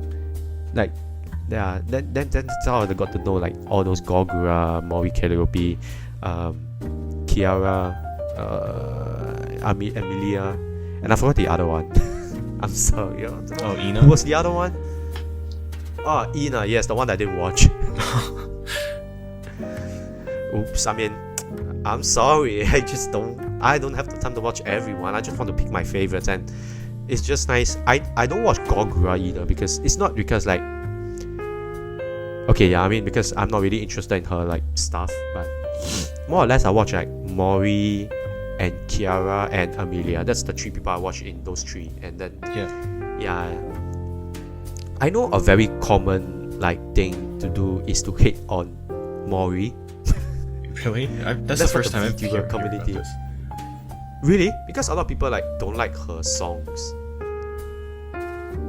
Oh. Yeah, I mean, I don't know whether if you guess. heard her songs before. I think her songs are, I would say some of them are like cringe, but some of them are like pretty genuinely good for me. Like, actually I could listen to it. So it's like, I don't get the Mori hate really. I really don't get the Mori hate, but I mean, it's just, it is what it is, right? I mean, she's like most artists. She has some not great songs and she has some really good songs. Yeah. I like the One Piece song that she made for the commercial. Oh yeah, I think I forgot what that song heard was. that. I don't know. But I think that song is like pretty good. Like, honestly, that's a really good song. Yeah. And then her debut album also was like, it had some bangers. I wouldn't say it's not good. There was some bangers on there, and I can't deny that she's okay as a rapper. So yeah, but I just feel the sad that these days that a lot of VTubers are graduating. Mm-hmm. It's so sad to see it. Like, I know graduation is like a very normal thing these days. Like, not these days. Like, graduation is like a thing that a VTuber has to go through eventually. But it's like these days it has been happening way too much, man. Yeah. Like, from last year to now, it's like a lot, man. Like some of the big ones, like God. especially Gura earlier a couple months ago. Yeah. No, at first I know Amelia. At first it was Kiara, then Amelia. Bro, I was like, damn. Then it was like like all the OGs also have some, which is like, god damn, man. And then yeah, Gogura I think hit a lot of people at the heart, like a lot. I know. Which is like, it's like really crazy that a lot of people like started graduating and stuff, and it's all around the same time even, which is like, damn. It makes you think like what's going on within the company. Like, I think that's kind of it's more because it's cause cover. It really started to go like public. That's pretty much it. Because back when, like in the pandemic era, cover wasn't really like a public company. It was just more for a VTuber, and that's pretty much it. And everybody get to do what they want to do. But I guess people really cannot, like, VTubers these days cannot really like go along with these like policies anymore now that they go public and stuff. So it's just like, yeah. That's what I feel. But I don't know the full story too, so I can't really comment much on it. So I mean, if you know the full story for that, or if you know like more than me, I mean, yeah, because I don't really follow VTubers at all. So it's just like I only seen graduations and stuff. So it's like really sad, more of them. I mean, I don't really follow them as much as some people think I do. I'm just like fans of the people I'm fans of, and that's basically it. Okay, yeah, that's kind of true. Well, at least for me, Fubuki is not retiring anytime soon, so I'm still glad that I still get to watch her stuff. Yeah, she's great. Yeah, she's a pretty entertaining person. I'm not gonna lie, like an entertaining VTuber. So at least she's not graduating sometime soon. I hope I'm not like doom posting shit. I hope I don't say this and then the next month she does that. Whoa, man. Yeah, don't jinx it. What the fuck? I hope not. Alright, I think that's all for VTubers. Let's go on to anime. Well, I've watched your anime stuff, like your anime review stuff, and I was seeing one of your lives for the anime stuff, and then I saw like you watched two animes that I kind of know. One is Komi-san, Can't Communicate, and the other one is the Quintessential Quintuplets. Those Yeah, are like, because man. I know, I like you like that. I have been waiting for a Komi-san season 3, but I don't know whether it will come. I hope it does. That I have this whole story about like this Komi-san thing, and I guess I'll just tell it quickly, cause yeah. So it was this. I liked the show when it came out. Oh shit! did that pick up on the microphone? One of my figurines on top of my PC just fell down. It fell on top of my microphone. It was the Yoshiko happy party train just started tumbling down. I'm so sorry. Oh my god. No, it's fine. Okay. They heard our call. We were talking about happy party train earlier, and then they were just like, yeah. She really is a fallen angel now. But anyways, what was I saying? Oh yeah, the Komi. I liked the anime when it came out, and my friends were always saying stuff about it, and we had this like running joke or this like bit that I was obsessed with it, and then this was back when my YouTube channel was still like I was just shit posting and posting whatever I wanted, so I kind of brought over the bit to the YouTube channel, and that's why I have like a good amount of Komi stuff on the channel. And so it's like nowadays I don't even really love the show, but I still liked it, but it's like I kind of want to forget about that whole era. You bought a figure for her just for fun, you mean? No, I mean like I still like the series. It's just that how I acted before with around that series is just like I don't want to remember that. Also, funny story. There's this YouTuber called Sora the Troll, and he does these live streams. He did this like this tournament live stream where it's like, show me your weeb rooms, and then we'll vote on who's the best one. And I just submitted like a bunch of the Komi merchandise, and then I won that. And so I was like on his stream, and then people started subscribing to me for that, and then that's how I hit 100 subscribers back in the day. So a lot of people knew me from that. Damn. That's why I keep the Komi stuff on there. But it's like I would have privated them all if it weren't for that. The origin story of Q. I know. Yeah, but I think I've also heard you say you didn't watch the Quintessential Quintuplet special one. Right? Oh yeah, that's because when it came out, I'm like I'm gonna find time to watch this, and then I kept saying that, and then like it's been like 3 years and I still haven't watched it. I would say the special one is more or less fit in between season 1 and 2, so you're not really missing out much. They're just putting the chapters that they didn't put in the anime, because season 1 and 2, like they when they made the anime, right, they didn't like follow the manga, like as in like they didn't follow the manga's like order. They also swapped some stuff around, like this thing's supposed to happen before this thing, but in the anime it just went otherwise, that kind of stuff. So it's like they're just fixing up whatever they have left special 1 into I mean whatever they left out in season 1 and 2, they put it in the special 1. And then special 2 I personally went to the cinema to watch it because they had it in my place, and I would say it's actually pretty good. Like it's actually pretty good, like for a Quintessential fans, like for me, because I love Quintessential a lot. Fun fact, I had a whole cupboard for Quintessential Quintuplet figures alone, so that will let you know how much I love Quintessential. Yeah, I still also have like a section of my bookshelf just dedicated to like Quintessential Quintuplet stuff. Yeah, I mean I really love the anime. It's so good. Like at least it's not like a harem kind of thing. It's like it's harem, but it does not focus so much on harem. That's what I really love about it. It's a genuinely good story. yeah, there's a lot of character development in that shit, and Yeah. it's wow, man. I really love it. That's why, like, you know, oh man, when I first got into Quintessential Quintuplets, my money could not stop flying away for the figures, man. It's crazy. Like, I think I have a lot of figures right now. I think that's the anime I have the most figures of too. But it's also the anime Yeah. the only anime I've ever rewatched.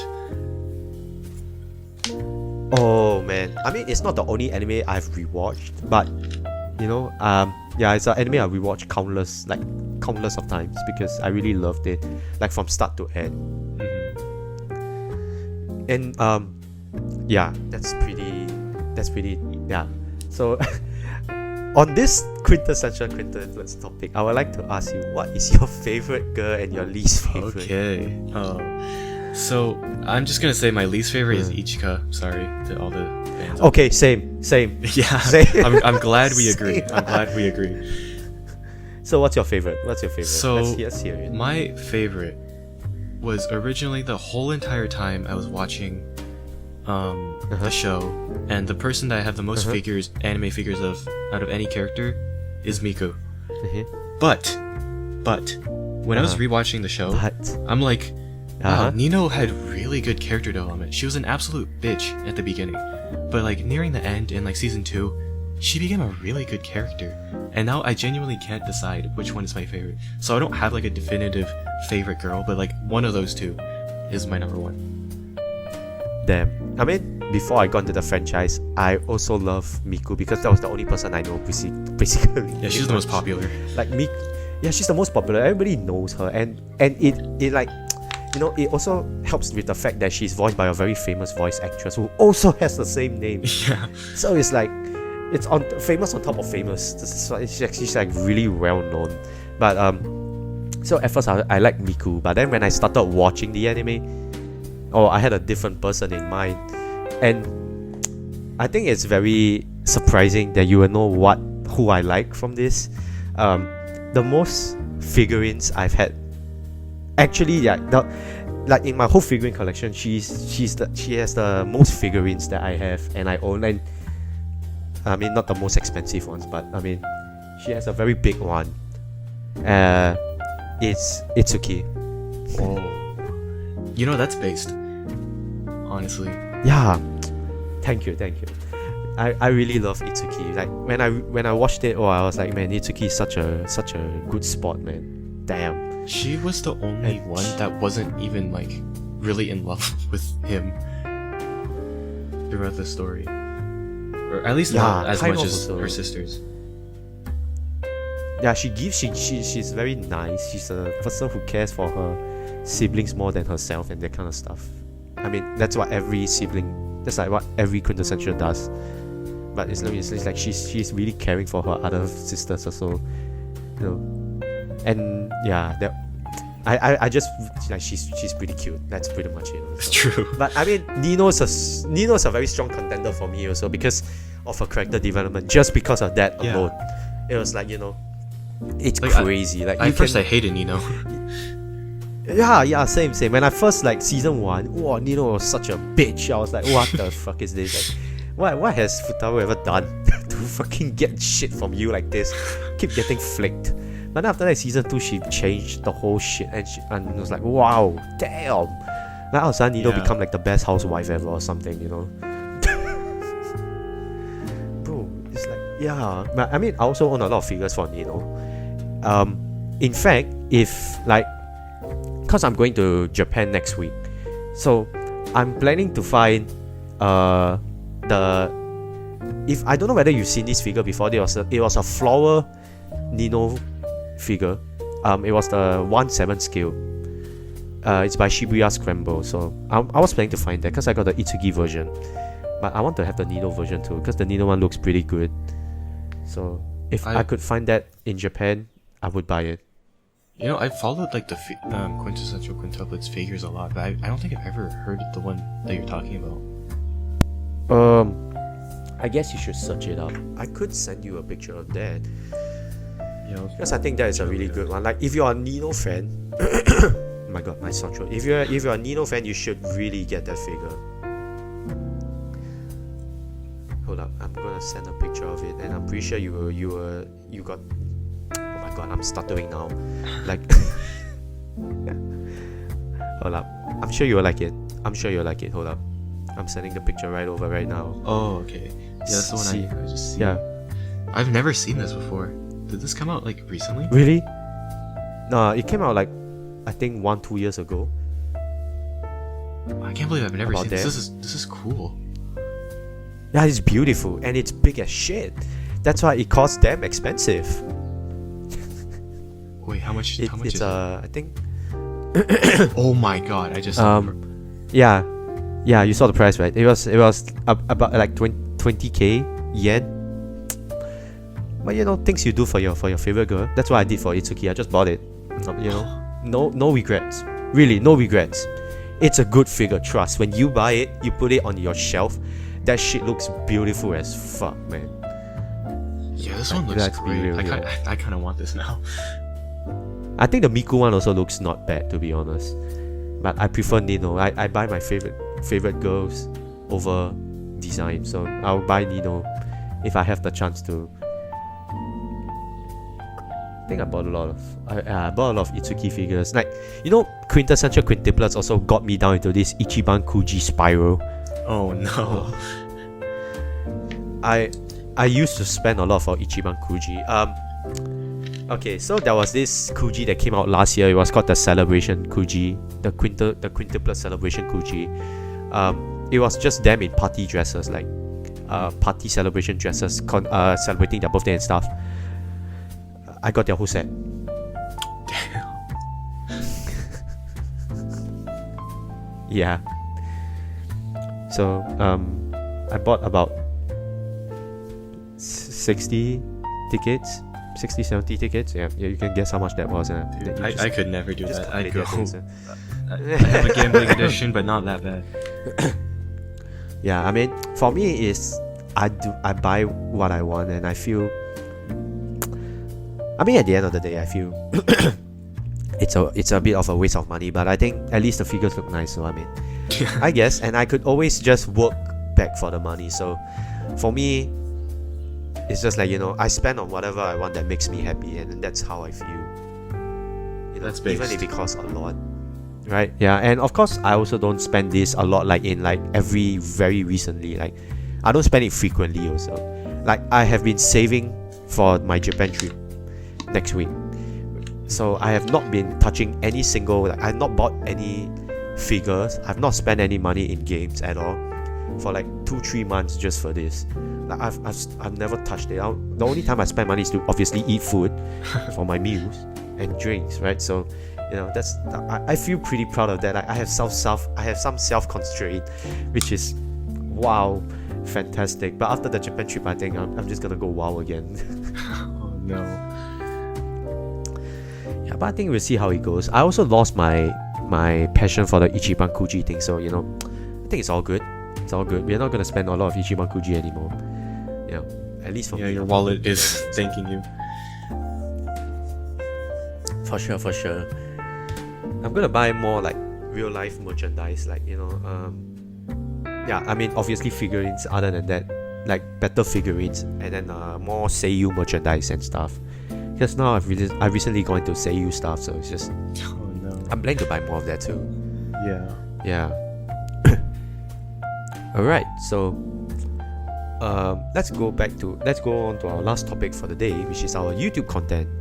Okay. So yeah, our YouTube content, you know, I know we make two very different videos. Like, you know, we are two different kind of like creators. You create like anime stuff, and I also create anime stuff. But it's just that I do more of like gacha videos, or either I do like experience at an event kind of videos.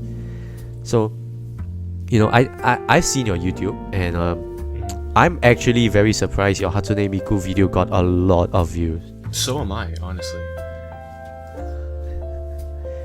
Like, it's crazy. It's absolutely like, you know, kind of. Well, actually, you want to know the story?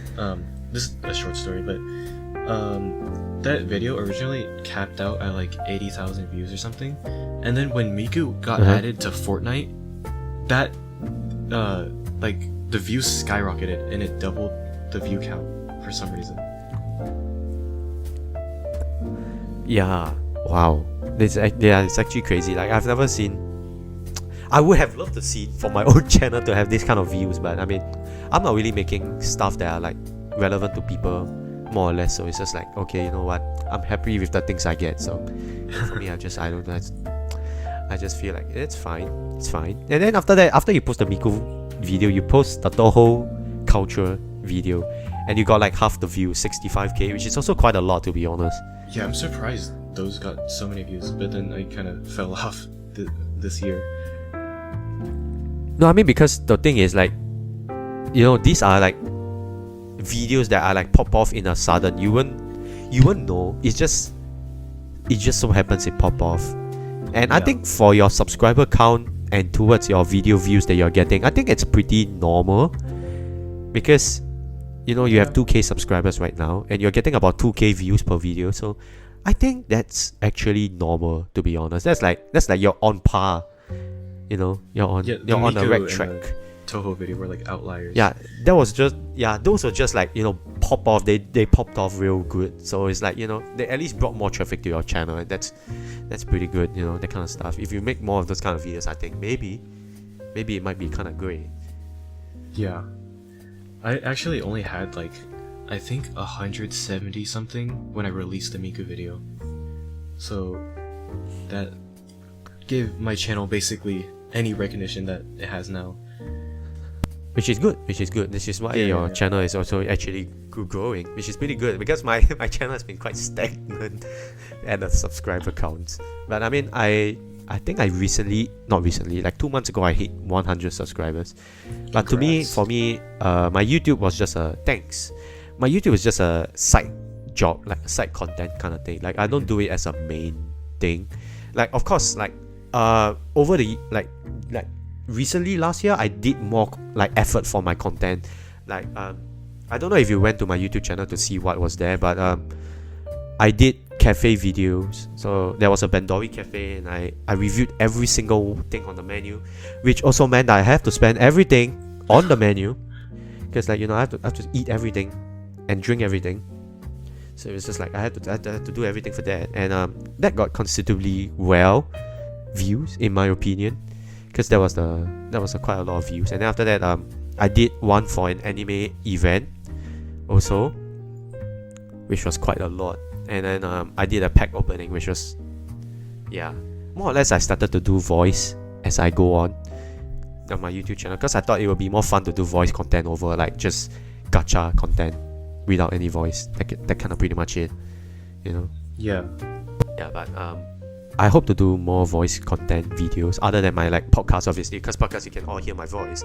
So that's pretty much, I can't hide anything from that. So yeah, but other than that, I hope to have more interesting videos, like ideas, I hope. But I don't know whether I have any interesting ideas at this point, because I think the reason why like Hatsune Miku also became like such a popular thing was because of the game itself. There was a game for it called Project Sekai. The game that just like a pop-up recently, not recently, like it's been years since this game, and it has been like constantly famous. So I think a lot of people like really got into Miku because of that also. So it's like, you know, but I mean, I wouldn't really make this kind of videos either, because I feel that it's not a video that I would enjoy making. So I would only make videos that I do enjoy to make, like those cafe ones, the events also. Like, I'm probably gonna do a video for the anime event that I'm going this year, or maybe the concert that I'm going like in the end of May, which is in Japan, probably still in Japan, because I'm going. Do you know Bandori? Yeah, I'm going for the Poppin' Party concert at like 26 May. Yeah, it's getting closer and closer each time I do this podcast, you know. I was talking about this concert with like my other podcast guests in the previous few episodes. That felt like months ago, and now it's like so close. Like, I'm getting more excited for the concert even. man, I feel like I want to go to more concerts too, because I've only ever been to really 1 or 2 in my life. And you know, hey, at least you've been to like one. Sorry, my bad. No. I just want to say that I applied like 3 separate times for the Aqua Final Live, and I got rejected all 3 times. And I got so sad. And there's one more lottery, and if I get rejected one more time, I'm actually gonna flip out. Anyways, I think a lot of people got rejected. Yeah, a lot of people Yeah. got rejected from that also, to be honest. So it's like, it's a bit hard because there's also a capacity for the audience. So it's like, Yeah. you know, not everybody can get in, that kind of thing. So, and I know Japan loves to do this kind of thing. The concert is lottery, bro. It's like, what the it's so shit, stupid. man? Bro, I also asked a friend of mine to help me do the lottery for this Popipa concert, and I was just lucky to get it. I was just, yeah, luck shine on my ass to get that shit, man. I probably won't get that shit anywhere else, man, for real. Like, you know, I appreciate the thing. So I was able to go for this concert, and I'm happy because they only took half the Budokan, which is, I also don't know why they took half only, not the full thing. But I mean, whatever. I'll go there and see it for myself and see whether, you know, like how big the stadium actually is.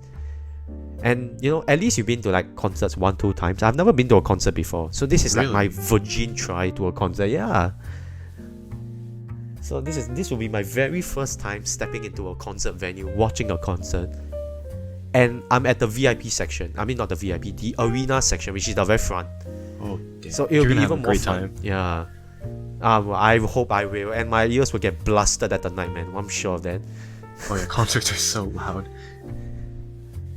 It's okay. I mean, I'm willing to get it blasted for this. I know the last concert I was at this convention in Canada, and that's when I met Aikyan. But I was like standing there and getting my ears blasted out for like 3 whole hours because there was a bunch of performers, and you know, it was worth it. Yeah. Especially because I got to see Aikyan live. That's my like holy grail.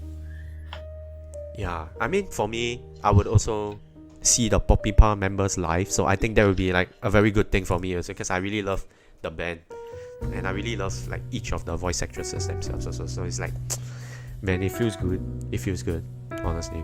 So yeah, I really can't wait for the concert, and I also do hope you get the acceptance for the Aqours concert too. I know, I need your luck for that. I'm gonna flip out I hope if my I don't luck get it. can go to you. I know, thank you so much. Alright, wow, we have actually talked quite a lot for our general discussion, which is absolutely crazy. Which is, yeah, I mean, I've done this with very few guests, honestly, so, you know, it's hard to say like, oh wow, we are really talkative, you know, because I've only done this with like six guests, yeah, 6 guests, and I think only like 2 of them hit these things. Like at one, we are currently at about 1 hour 30 minutes into this, and we haven't even asked each other questions.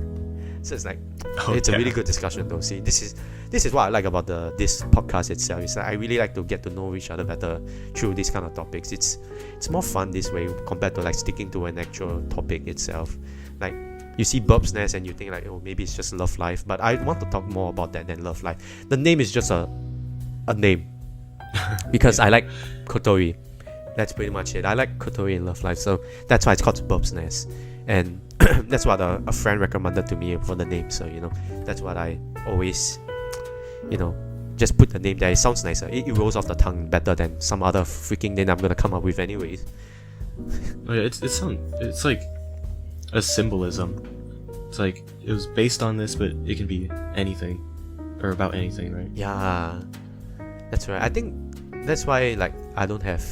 Maybe it's just my delusion, but I don't have a lot of guesses because maybe people think that I'm just gonna be talking about love life all the time since it's Birb's Nest.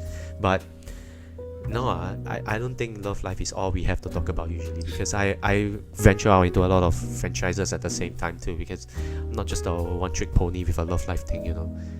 Although, you know, my love life fics are pretty famous, but I mean, I'm not a love life person. It's like I'm not just a love life person, right?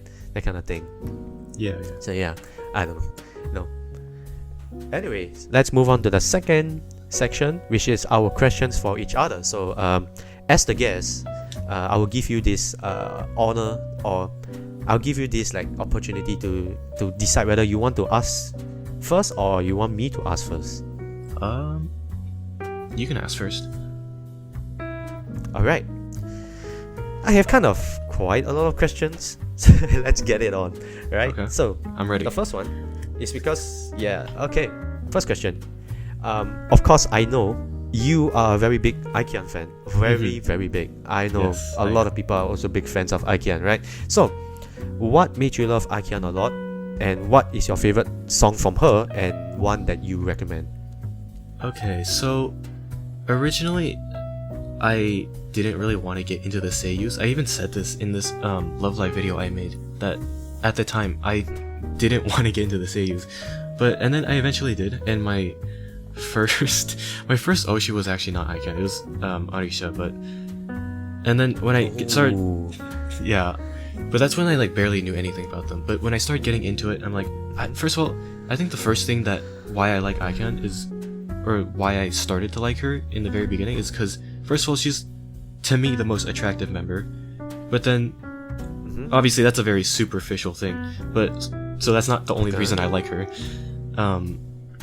So as I started to get more into Love Live and the seiyus in general, it's like she's a really nice person, she's a really hardworking person, she's a really talented person, and if you notice, in a lot of the events, she's just like always there. It's very rare that you'll see a Love Live event or like an Aqua event that Aikyan's just not in. That's fair, yeah. That's fair actually. Yeah, and and what's one song I'd recommend from Aikyan? So, and your favorite?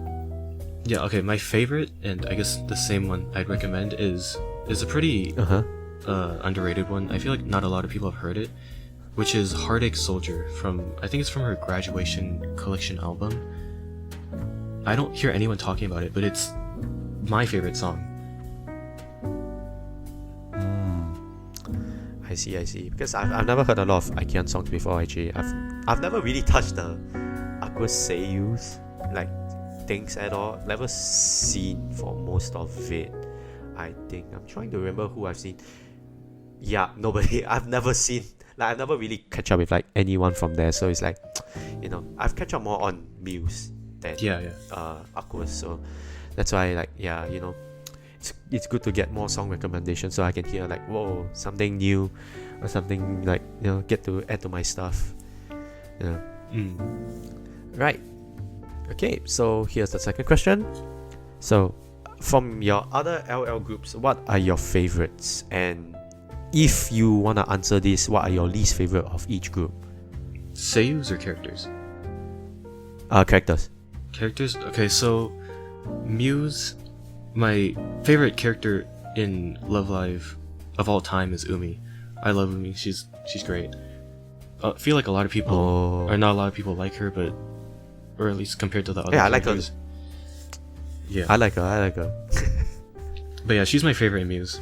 And Aqua, I don't know if I ever, or if it comes off like this, but as a huge Aikyan fan, my favorite character in Aqua isn't even Yoshiko, or at least it wasn't until very recently, because I always liked Mari, and up until recently, I'm like, do I like Yoshiko more than Mari? I don't know. So it's kind of like the same thing with the Miku and Nino. It's like they're both kind of like my favorite. I can't really choose. I see. What about like Nijigasaki and Liella? If you know. Nijigasaki, again, I said I didn't really know too much about them or follow them as much as the other groups, but I think my favorite has to be Lanju, because like her whole character, her songs are great, and I'm biased because she's Chinese. Oh, fair enough. Fair enough. And same thing with Liella. I love QQ. She's my number one. Do you have like a least favorite? Least favorite? Or do you like look at every member like, oh, I like each of them, it's just that I like one better than the rest? I mean, I never really thought about it, to be honest. Because it's like, I like these people a lot, and I just don't really think about, like, do I like this person more than this person? And then I don't really have a specific least favorite. I see. Well, I guess. Well, I mean, okay. Sorry. Let's go on to the third question. Okay. So, I don't know whether you played these 3 games before, but I'm pretty sure you did. Civ Fast, Civ, and Civ 2. Which is your favorite and least favorite, and why? Okay, so yeah, I actually haven't played the first day. I only ever played School Idol Festival 2, because I think the other games shut down before it even got into Love Live. Oh yeah, right. Because you got it in quite late. Right, I forgot. Yeah. Okay, so you only played Civ 2. So how do you feel Civ 2 is then? I mean, I liked the game, but a lot of people said that like it was just a worse version of the original. But I never played the original, so I don't know. Yeah, I would say it's a worse version because I mean, of course, it has all the songs. I mean, yeah, right. It has all the songs and stuff, but it's just a carbon copy. Like whatever you see in Civ 2, it's in Civ 1. It's the same thing. Like, why did they create a sequel for absolutely no reason? It's what my question. It's like my question to the company is, why did they create a fucking completely same game? Just took the shit and put it in Civ 2 and call it Civ 2. I still don't get why they shut the game down like a year after That's why release. you could have just. And then their gacha thing is even worse, I think, because like at first they use like love car gems, so each temple is about 50 hearts or 50 gems or whatever you call it. But now in SIF 2, I think each pool is about 3,000 gems. So if I'm not wrong, the gems are also quite hard to get. But I can't remember exactly the thing because I cannot remember. The game shut down like some time ago already. I can't remember, but I just feel that Civ 2 is just like a waste of time. And the fact that it shut down only a year, like the JP version shut down a year after it was released. Yeah. And don't even get me started on the English one. Just don't get me started. It announced its opening and its closing on the same tweet. I what know kind of that. Stupid shit is that, man? It was so bad. Yeah.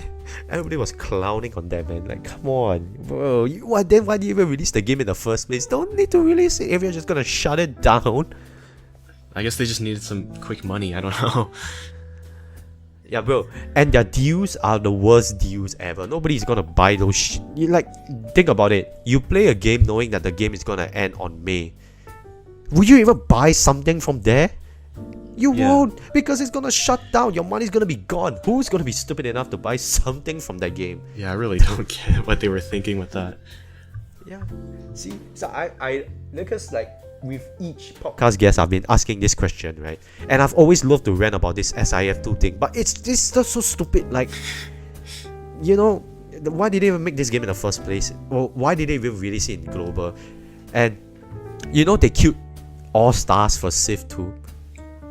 Which is my freaking biggest gripe of this company.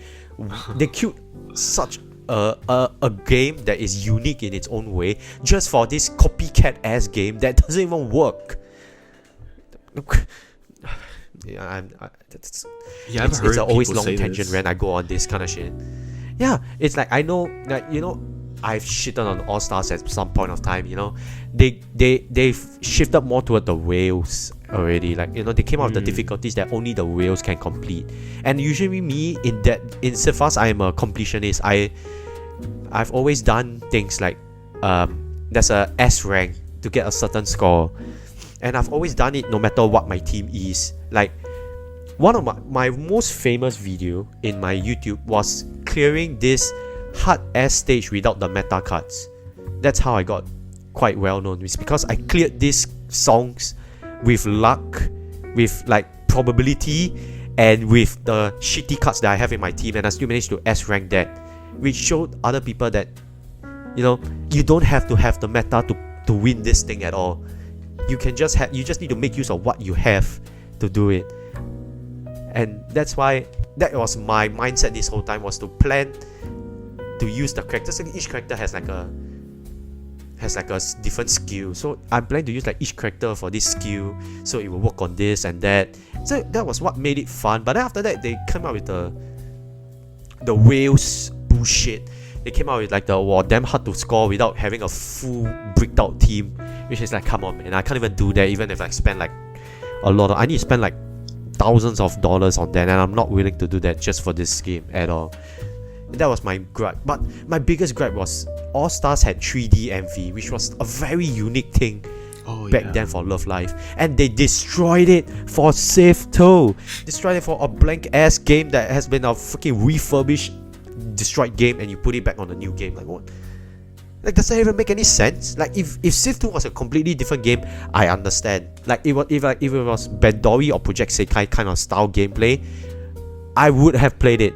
Like, I would have been more invested in it. But the fact that they put the same fucking game over and just call it SIF2 is a fucking insult to a sequel name, you know. They could have just updated the fucking app. I don't know what's wrong with them. Hey, at least it's not as bad as Overwatch 2. Okay, yeah. Alright, you know what? Fair game. That was a shit one. Yeah, but I'm sorry. I always have to go on this tangent on the Civ 2 kind of thing because it always boils my blood with this kind of shit. I hate these fucking decisions. Who are making these decisions? I do not understand. Alright. Yeah, if I got enough of my rant. If I got into the games back when they were still available, I probably would have been also as mad as you were about this. But I never even played the game, so I have no clue. Yeah, never mind. It's fine. Alright, let's go for fourth question. What made you want to start your YouTube career? Any inspirations and a YouTube channel that you recommend? Oh, okay. This is a good question. So back when I was a child, I basically grew up on YouTube. Other kids watch like SpongeBob or whatever, but I usually just watch like YouTube. And back when I was watching like Minecraft mod reviews, I'm like, yeah, I want to be like them, like, you know, Dan TDM, Popular Mo's, Stampy, those. Oh like, my god, the big Minecraft. yeah, YouTubers. I know that. I'm like, I want to be like them. And then there's like 3 separate phases to this. So around like 2019, 2020, around the pandemic, I started watching a lot of like getting super into anime, and you know, like the classic creators at the time, the Anime Man, Giga, Akidires, all those guys. Those guys also inspired me to like change my or make like YouTube or anime videos on YouTube. And then fast forward to like maybe like 1 or 2 years ago, I started really liking video essays, and I'm like, yeah, that seems like a fun thing to create. I love watching these, and so that's kind of what I've been doing. I've been just making video essays. Damn, I mean that sounds like very similar to me, but yeah. But yeah, what any inspirations or those are your inspirations, right? Like the video essays, all that kind of stuff. So what is a YouTube channel that you recommend? I'd say I like this one guy who does like video essays about like cursed images and liminal spaces and that, called Jaden Salads. I don't think he's like super famous, but I really like his videos and his like personality. And if you like, you know, creepy internet stuff, then I definitely recommend his channel. I see. Yeah. I mean, I kind of start my YouTube career the same kind of way also. It's just like I gained inspiration from one of my friends who did video essays. Like it was the previous podcast guest, Ari. I gained inspiration from him because he was doing a lot of video essays for Love Life, and I was like, okay, I kind of wanted to do video essays too, so that was my inspiration. But to start my YouTube career was just because I wanted to post my Love Life All Stars gameplay and gacha. That's pretty much it, because you see a lot of gacha videos online, like they get a lot of views, and I was like, hey yo, you know, maybe I could get a lot of views. Spoilers, I didn't get shit.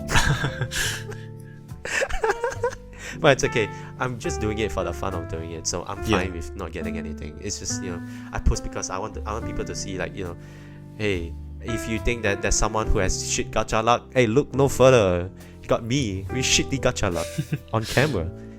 Even better. Yeah, but you know, it is what it is. Alright, next question. What videos of yours do you think is the best one you've ever made, and why? And then also, what video of yours do you think could use some improvement?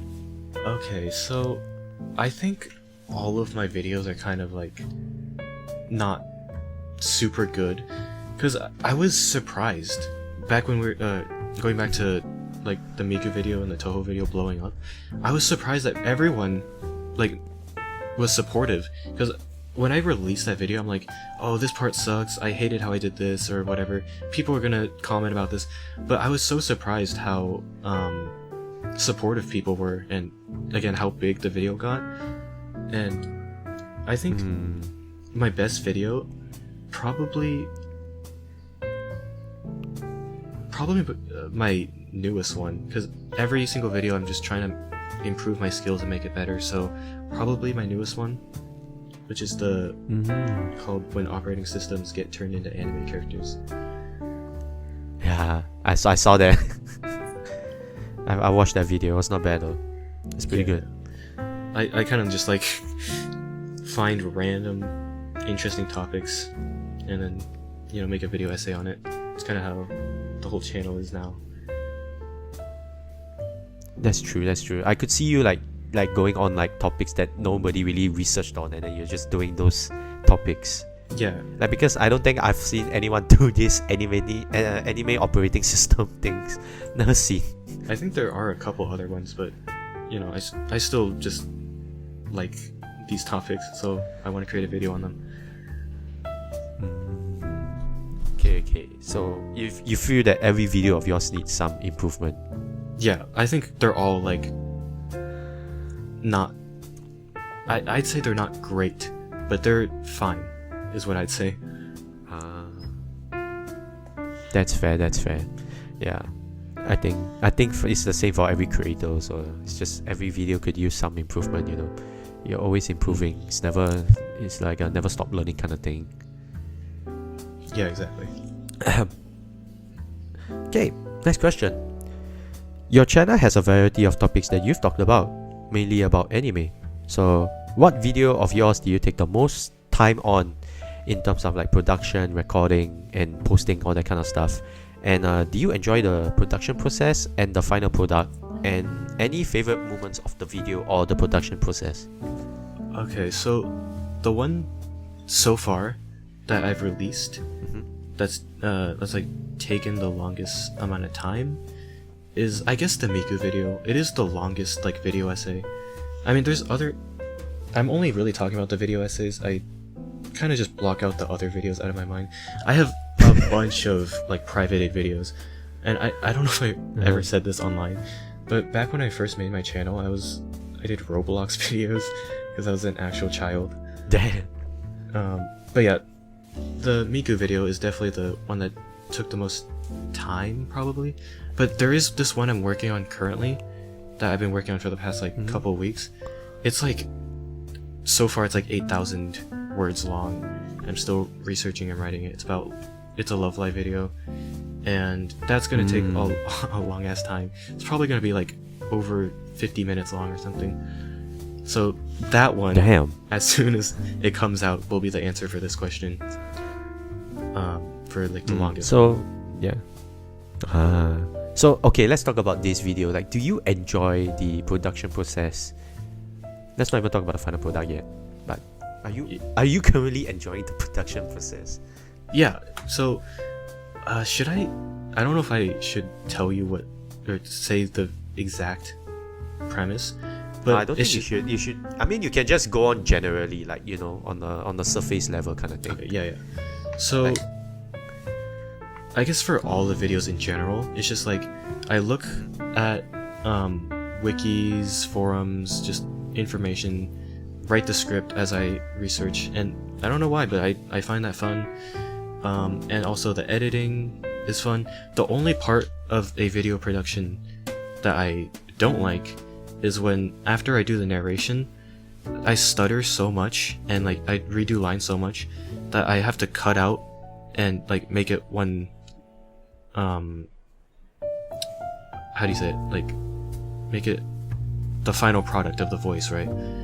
And I narrate it for like, the raw recording is like 50 minutes or something, and it gets cut down to like 20 minutes, and it's just mind-numbing of me listening to myself stutter and then cutting that out and splicing them together. That's the only part I dislike about making a video. But every other part's like super fun to me, because I still just do this as a hobby. So it's like editing the voice lines, right? It's just like editing the voice with your video. Yeah. It's very hard because like all your stuttering and stuff. Okay. So, any favorite moments of your video or the production process? I like when so my video essays are supposed to be like, you're supposed to inform the audience. But I like a lot of the times where I just make stupid jokes or put like funny sound effects. So, because it really kind of shows my personality, I guess. Yeah. So it's not like some generic thing, I guess so. Yeah. It's good to have some unique flavor into the thing, like your unique characteristics. Yeah. So it does not make the video like everybody else's video, that kind of thing. I get it. Alright, so next question is still about your content creation, but how do you go around usually creating a video? Like, how do you get these ideas? Any considerations, like your execution, your producing, and your editing? So for the video ideas, it's just kind of like whatever pops into my mind. I just see, like, this thing's interesting. Is there enough like lore behind this to make a video on? If so, I just throw it into like a list of video ideas I have, and then I mentioned this for the last question, but I basically just research, write it, and then read the script, and then I start editing the video. That's basically how the video making process goes. Okay. So yeah, I think more or less you explained the rest of it like during the previous question, so we're not gonna get more into it again. So the next question. So you done content that gained quite a considerable amount of views, which includes your Toho and your Hatsune Miku videos. So from these experiences yourself, what do you think are some factors that you could do to grab viewers' attention? Well, I think the number one most important thing on YouTube for getting views is the thumbnail. The thumbnail is, I'd say, the most important thing, because if you could have the greatest video in the world, but no one's gonna watch it if your thumbnail is shit. Like, no one's gonna click on it. Yeah. Any other factors that you feel? Like in the video during itself, like what you're talking about? I'd say, this all goes kind of into like how the YouTube algorithm works, but it's like you have to have the viewer's attention and like make the video interesting. Like I said, how the thumbnail is very important, but the video itself is also important, because if people click off the video, then it's a shit video and it's not going to get recommended to anyone. So you have to have a good thumbnail and a video that people will be willing to watch all the way through. I guess that's fair because I actually don't even know whether my content is like interesting to people, but whatever it is, I just edit shit for fun. So I guess the cafe hopping one was kind of not cafe hopping, but the buying out the whole menu was kind of funny. I guess so I just bought the whole thing out, and I think people kind of liked it. So I guess that was pretty good. But the one that recently got more views was opening a Y Squad's booster box. Oh yeah, people I don't know why I got unboxings and stuff. Yeah, I didn't know I got like 400 plus on that, which I have no idea how I did that, because it's just opening a box and me just complaining about my shitty ass luck on not getting the cards that I want. But somehow it gets a lot of views, so it's just like, okay, you know what, I guess so. yeah, whatever, man. Alright, let's go to the next question. I've seen your older videos, alright, that you are a fan of Komi. Well, you explained to me about your whole Komi situation. Yeah. And you even bought a scale figure amongst other Komi-san merch. So from this, I also know you collect a lot of merchandise. Also, especially after you told me that you have a lot of figurines for Quintessential and Love Life stuff. So generally, what is the most expensive merch or figure that you own? I'd have to look around my bedroom. I have like a lot of scale figures. I think if it was pure money value, it's probably not that much. It's like this Keion Tsumugi figure from Alter. It's like a 1/7 scale, and it was like $160 when I bought it. So that's probably the thing that monetarily is the most expensive. But there's also this like honorable mention. My pen light that I got signed by Aikyan. That's my most valuable thing, because that's the thing. Yeah, right. I get it. I also got like signatures from other voice actresses also, which is a pretty good thing.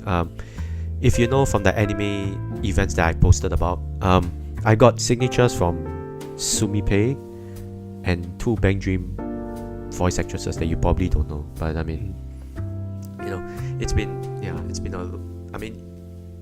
it's just about luck, I guess. But I think I've explained this story a lot, so it's fine. So I don't think we need to explain it any further.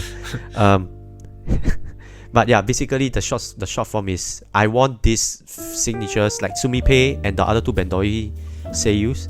Like Sumipei was 2023 and the Bendoi one was 2024. I've won them both on the second day of the event, and I've also won them 2 times each. So yeah, that's a big fun fact for you right there. Yeah, you seem to do I a hope lot of this year anime gacha event. stuff.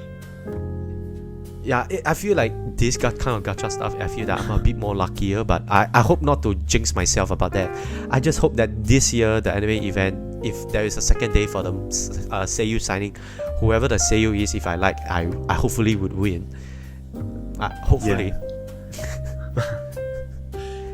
But it's okay, I will see how it goes, man. If there's nobody that I like this year, then it's fine, I don't have to win it. Yeah, just to say what is my most expensive thing I've owned. It's not a figure.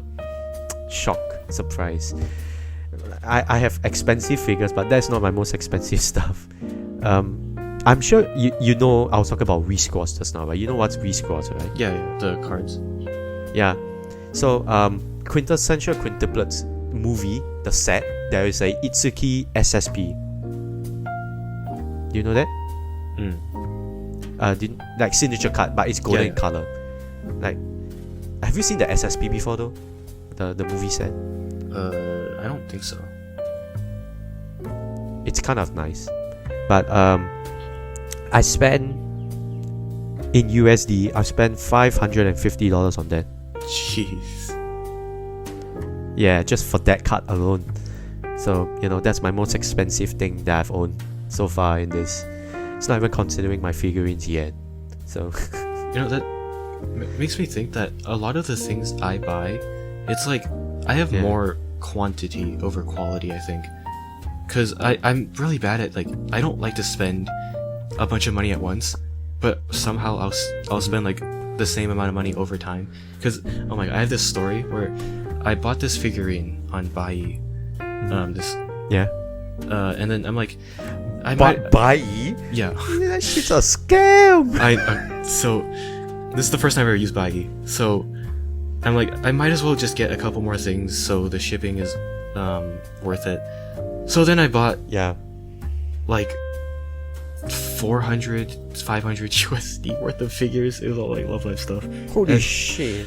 I know. And then the shipping ended up being like $200, and I was so yeah, that was a embarrassing moment. No, but it's okay, man. It's at least sometimes you make stupid decisions, and I've made stupid decisions on my purchases. It's not like nobody has ever made stupid decisions before. Like for me, my most stupidest decision on spending was, the game Honkai Star Rail. Oh yeah. I spent about I don't know how much is it in USD. Let's see. But let me check it out. But I basically, there was this character that I was rolling for at the time. It was Sparker. So I thought she was useful, so I went to roll for her and her light cone. And I was so unlucky. I lost her 50-50 and I lost the light cone 75-25. So you can imagine how much I spent. Okay, so it was $310 USD. Oh my spent god. on that. Yeah, because I was so freaking unlucky. I keep getting the shit out of my ass. I lost both 50-50, 75-25, and after that, I used the character And then like a few patches later, I don't even need the character anymore. Dude, Yeah, that's so painful. in the end, that is painful, honestly. Like, she's not even meta anymore at this point, so it's like, you know, that money is gone. You know, What can I do? when I used to play Genshin, I was rolling for characters, and so like my last resort sometimes would be like I'd spend maybe $5-10 on it, but I'm like, if I don't get the character and I lose the 50 whatever, it's whatever. I'll just wait for next time. I've at least had some self-restraint, but hearing you like wail out on a character, that's like insane. I mean, I do that for some of the characters, and some of them are worth it. So that's why I do it, like, you know, like that. So other than that, I think, you know, of course, I know my game spending habits are kind of bad, but it's okay. I mean, we all learn from things. That's why I don't spend on games a lot anymore, like I used to, especially on like Honkai Star Rail. Yeah. It's just like, you know, if I don't get it, means I don't get it, right? I'd rather spend on real merch now rather than like the other stuff that I have. Yeah. Right? Yeah. So that's just a stupid story, but you know, everybody has their stupid moments. So I can earn the money back for sure. It's not that hard. You just need to go to work. But I mean, other than that, yeah, it is what it is. You know, you learn from your experiences, and that's how you grow as a person. Alright, next question. What is your favorite song currently or of all time? And then your favorite album, and what is one song you would recommend to me or others? This does not have to be Aikyan, but if it's Aikyan, then I mean, you know, it's the same as the first question. But if it's not, then, you know. Well, I've never really had like a favorite song, but if I were to think of one off the top of my head, I'd say Black Bullet by Fripside. I love Fripside a lot, and yeah, okay. Black Bullet is my favorite song from them. What about album? Do you have any like favorite album? Well, I'm gonna be honest. Since I mentioned earlier that I wasn't really like too big into like knowing about music and stuff, so I'm not even sure fully what an album even is. Oh. Alright, then I guess we shall just skip that one. And then a song that you would recommend to me or others.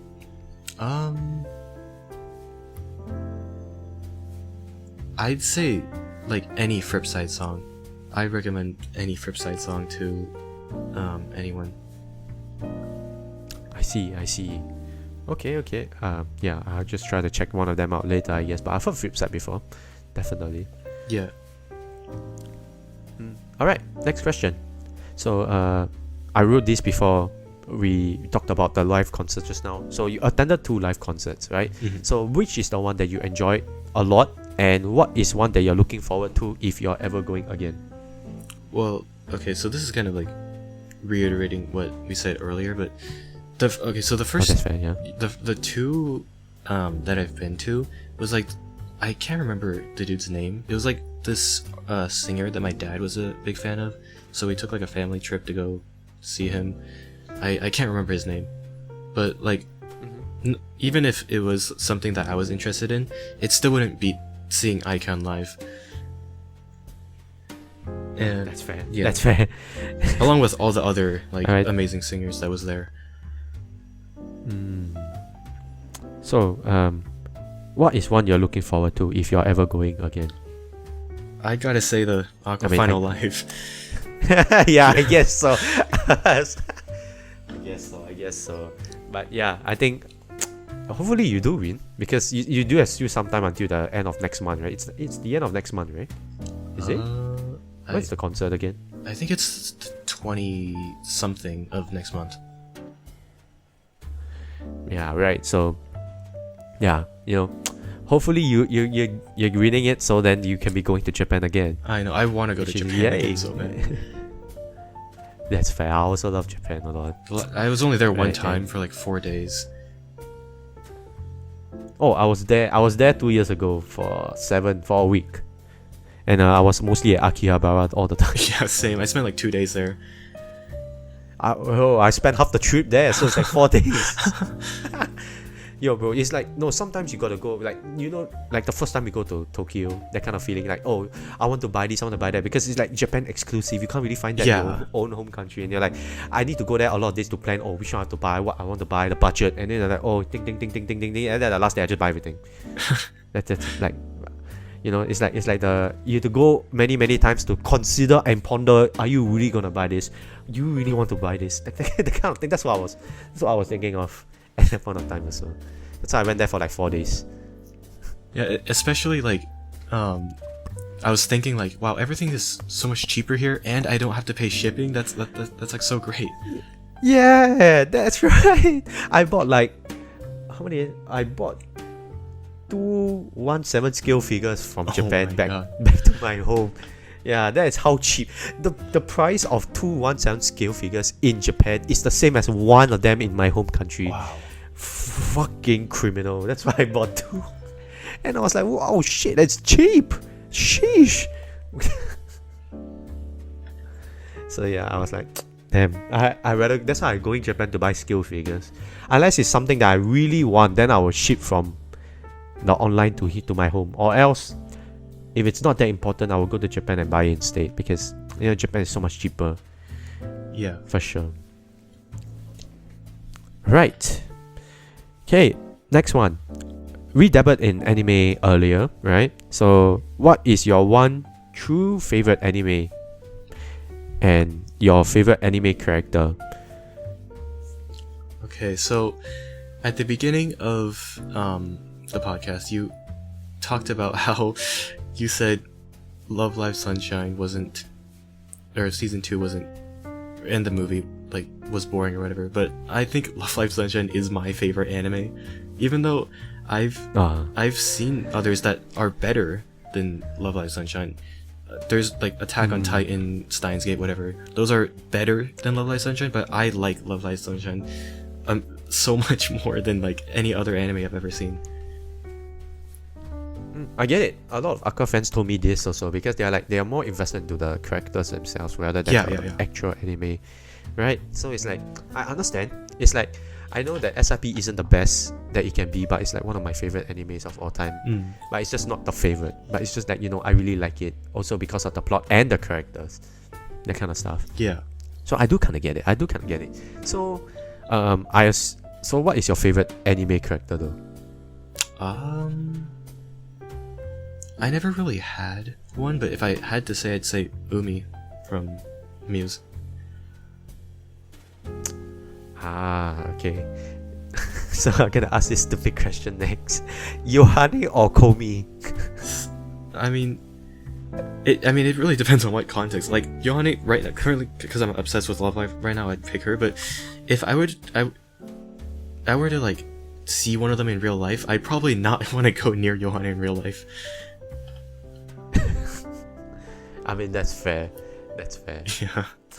Alright, so yeah, it's a stupid question because you were like talking about Komi in your when you started your YouTube career, that kind of stuff. So I just wanted to add this in. It was just like crazy because you were buying a lot of Komi stuff. And now that you said it was just for entertainment stuff, and also because you like it, and then I was like, oh, you know, it sounds very funny to just ask you that kind of question. I mean, it's not like I didn't like her. I still really, really did like her. It's just not so much anymore. Alright, I guess. Next question. So, you know, media plays a very important part in our lives. They give us a lot of entertainment joy and stuff, you know, and all the love and stuff. So, what is one movie that you absolutely love? Oh, this is a hard question because I don't really watch that many movies. Like, movies are so long and my attention span's so bad, especially with like TikTok nowadays, so I don't watch many movies. So we just put Sunshine movie in there. I guess, yeah. I mean, I watched a movie recently, the Minecraft movie. I watched that with my friends. It wasn't a good movie at all, but I enjoyed watching it. I mean, it's for the memes, right? It's for the memes. Yes. Okay. That's fair. Alright, and the last question that I have for you, and it's a question that I always have for everyone. Okay. what goal do you set to accomplish in 5 years? Get married to Aikyan. No, I'm joking. So Oh. I mean, maybe I'm not joking, but I'd say for YouTube, I want to have maybe 15,000 subscribers in 5 years. And then for I guess a personal goal is be conversationally fluent in Japanese, because I'm studying it right now, and in 5 years hopefully I will be able to be good at the language, especially because I'm planning to move there in a couple years. Oh shit, damn. Yeah. But you know the work culture there, right? That's why I'm banking on like being a YouTuber or whatever. I kind of want to get paid from that. Bro, you're trying to be that anime man now. Yeah, I'm the next anime man. Hopefully. Alright. You know, I wish you success. Hopefully you'll be able to do it, because I also want to live in Japan, but I consider the work culture and I'm like, Yeah. nah. That shit not for me, man. I would only live there if I didn't have to can't work work like for an shit. office job or whatever. Correct, because I like the Japanese houses a lot. Yeah. And like, you know, that's the one part, like even the Airbnb looks like a nice cozy ass home. Yeah. You know, so that's why it's like, wow, that's why Japanese houses are so nice. That's what I like also. And especially when there's like a lot of other stuff also, like the you can look at the cherry blossoms trees and stuff during the April season, that kind of thing. It's like very nice. So it's like, yeah, and that's why I would love to move there. it's just like a convenient country too.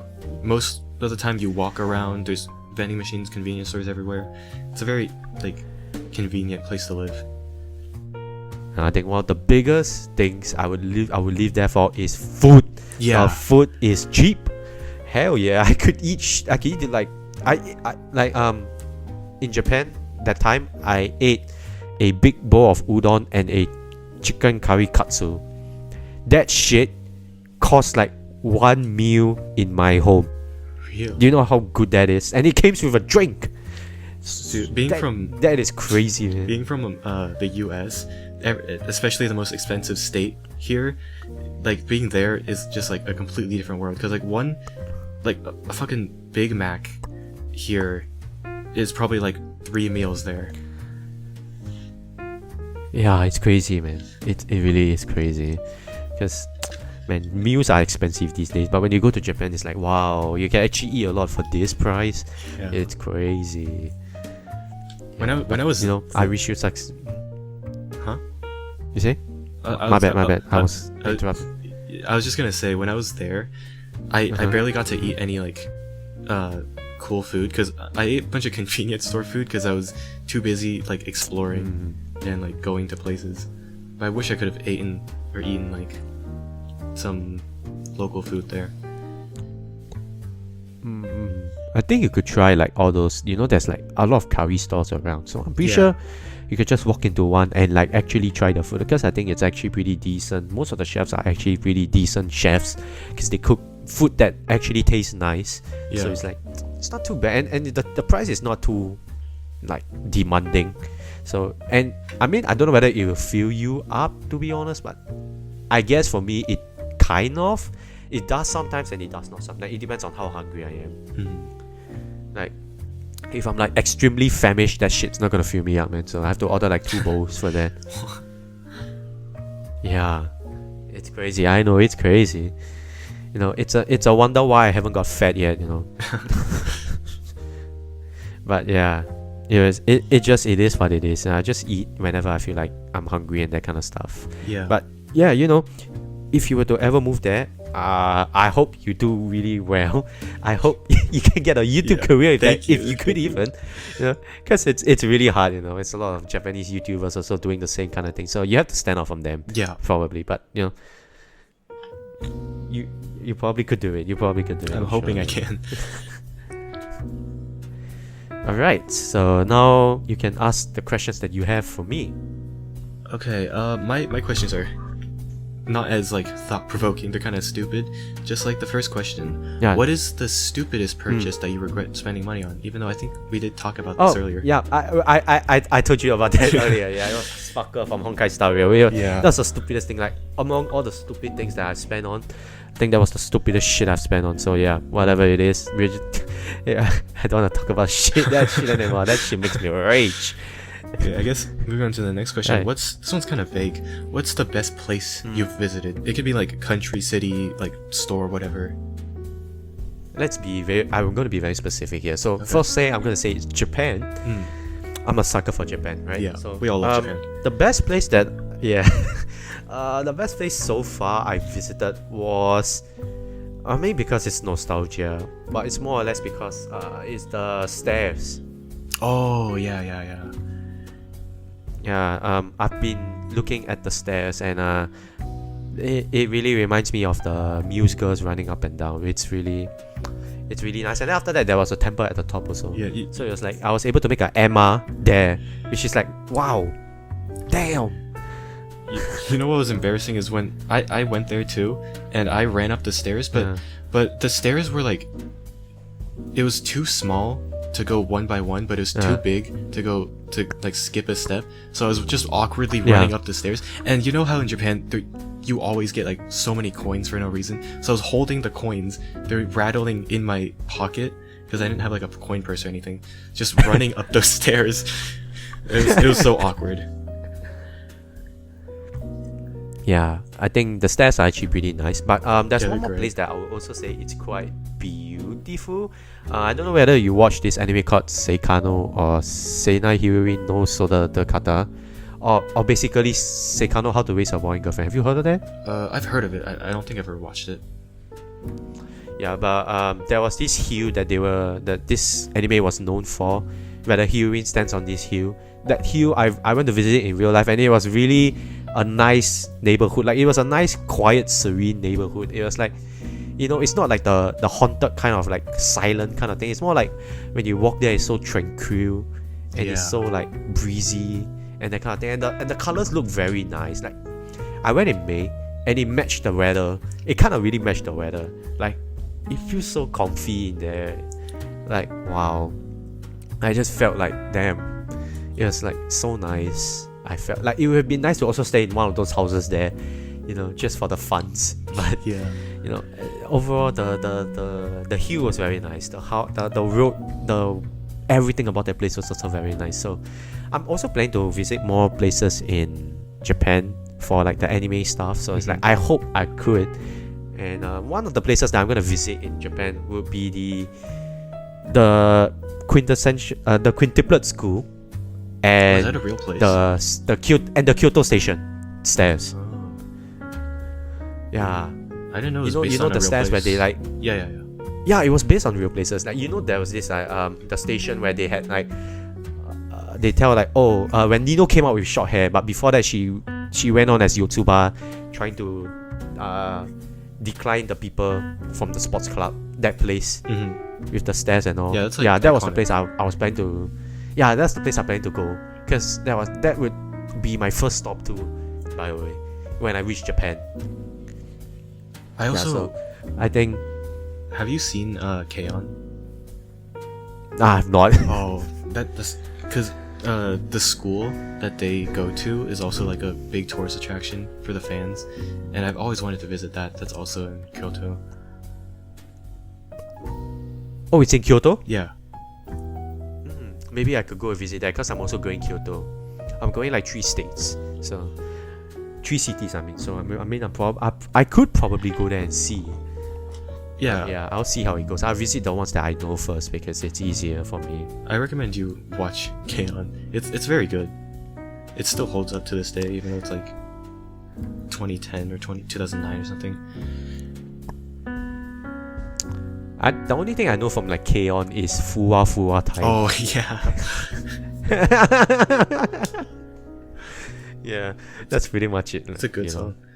Also, when you were talking about like walking through that neighborhood, it reminded me of when I went to Numazu, where Love Live Sunshine takes place, and that place was just like such a nice neighborhood. It was so great seeing like all the Love Live references. Apart from the fact that I was getting cooked alive in the sun because it was summer, but other than that, everything was great there. I think so. Do you visit the school though? Oh yeah. So this is a kind of a funny story, but I was walking throughout the entire that entire neighborhood until the sun went down, and I walked like 30 minutes from where the beach, like Chica's house is, to the school. Yeah. And it took me like 30 minutes and an hour in total to get there and back. Yeah. So yeah, I wasted a lot of time just walking there, and I'm surprised that Chica can just walk there for 30 odd minutes. Hey, anime logic, guys. But I've only heard like one other person go to this school, so it's like, do you look at the school and be like, is it like active and stuff? It's active, right? Yeah, it's still it's like a middle school, and I think I went on a Saturday, so no one was there. But does it like give you the feeling of like, wow, like this is what the school actually looks like, you know, that kind of stuff when you actually look at the school? Yeah, I was like, wow, Numazu, this whole place, this school is like a sacred place, and I'm standing right here. It was kind of just like an unreal moment for me. That's fair. Yeah. Alright. Next question. Okay, this is probably the silliest one. Which Love Live characters do you think would be the easiest and hardest to beat in a fight? Damn. We are not, by the way, we are not promoting. Yeah. Okay. Just no hypothetically. woman abuse, okay? This is a hypothetical question. I think the easiest to beat would be Kasumi. Really? It's either Kasumi or Nico. Yeah, they're short I as feel fuck. like Nico. Or Ruby, to be honest. I feel like she wouldn't fight back. I mean, in my soldier game story, I put Ruby as a very strong fighter, so I wouldn't say Ruby. Yeah, but because Ruby also looks like the kind of woman that could fight, I guess, but I don't know. Maybe I'm just having some. Yeah, but you know, Kasumi or Nico would be the easiest, to be honest, because they are just both short. Okay. What do you think I don't know hardest? what they can do, honestly. Hardest, I would say, based on looks alone, I would go for Daya. Daya, really? Or Kanan. Oh yeah, Kanan, definitely. She's like super athletic. Yeah, and she has like the muscles and stuff, so it's like, damn, she gonna whack me in one hit, bro. Probably. You know what my answer was Yo, because in the anime, she like threw Mari. She flipped Mari, Yeah. right? Yeah. Okay, yeah, maybe Yo is also hard. But, Yeah. you know, so Yo or Kanan, yeah. Well, it's the Aqours one, basically. Yeah, very strong characters. Yeah, that's a Next question. silly little question. Yeah, that's. Next one is, who's your favorite Love Live character in each group and why? Hey, guess the one for Muse. Is it Nico? Oh no, it's not. Oh my. I don't know which one it could be then. Oh my god. Damn. Oh my god, it must be Rin. I actually like Rin a lot. She's my second favorite. No, she's not. She's my third favorite girl. What a sorry, scam. I forgot. But okay, yeah. I mean, of course, everybody knows, and it's from the name itself. Yeah. Kotori is my favorite Muse. Okay, it's very obvious. For Aqours, I would say at first it'd be like, you know, fun fact. At first I like Rico, but after that I decided to change it up. Now it's either Yo or Kanan, but I cannot really decide either one of the two, because I think both of them are like pretty good in their own ways. So for me, I think it could be either one of them. And Nijigasaki, it used to be Shizuku, but when Shiriko entered the game, it became Shiriko. Oh yeah, she's a great character. Yes. She's like one of the ones I actually remember from the group. Yeah, and in Sifas, they made her very nice. So it's like they fleshed out her character at the very least. So I thought like it would be damn nice. Like I thought it was damn good, and I like her songs too. So you know. Yeah.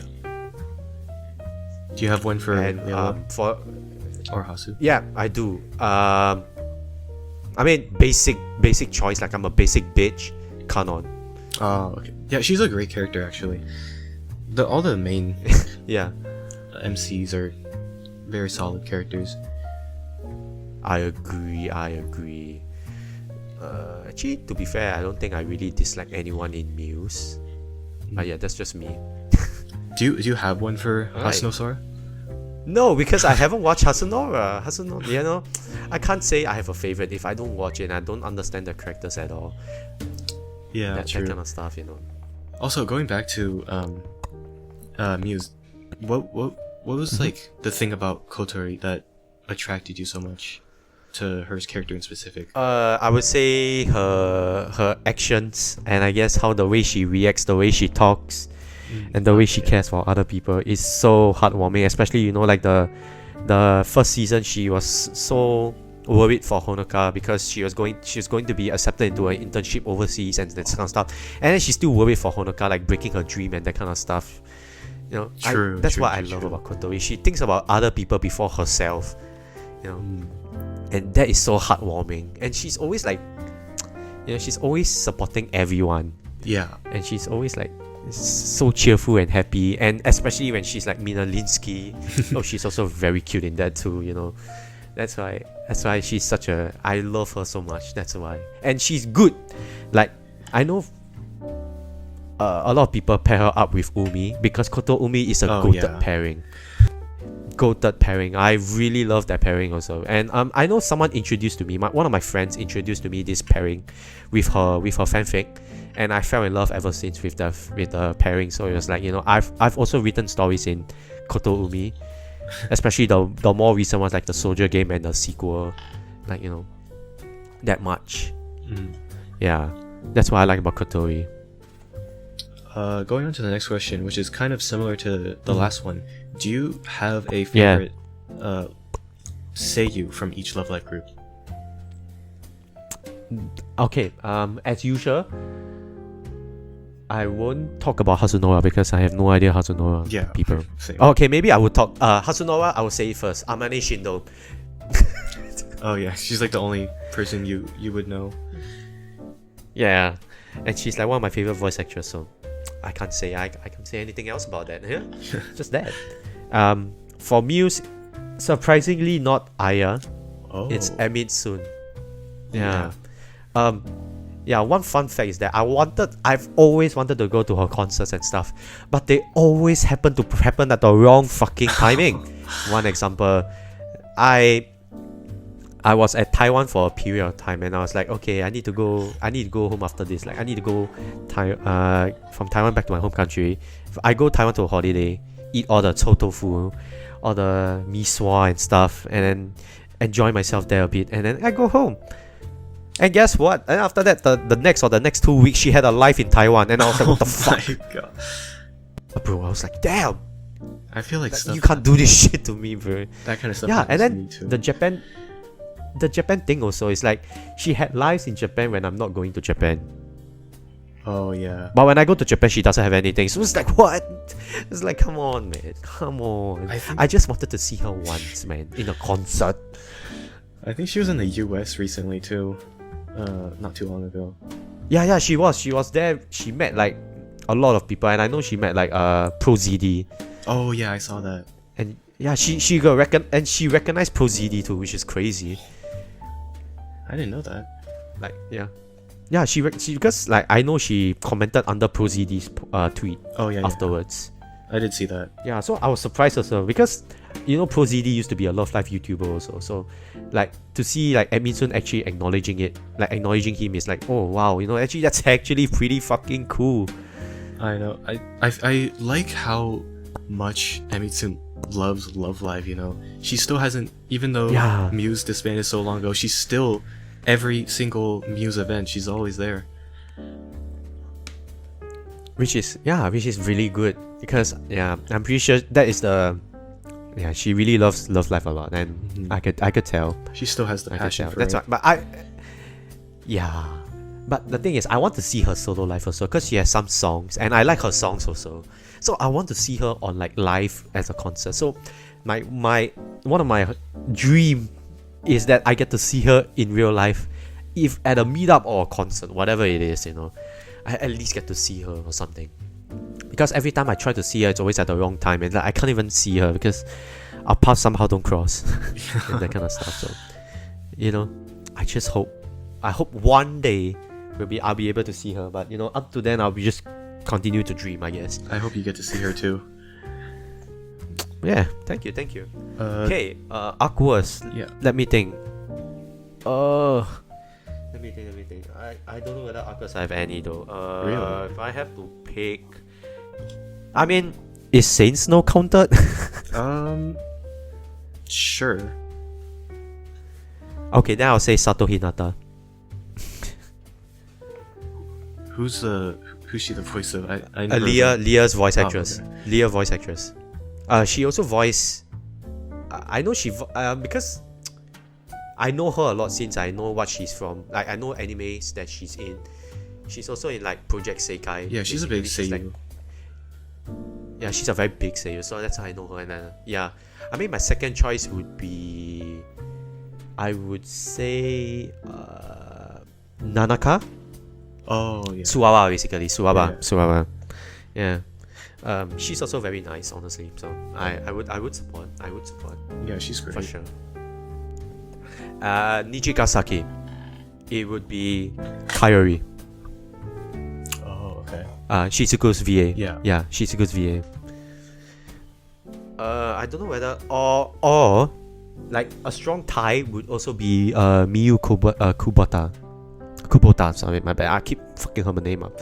Didn't mean to do that. Miyu.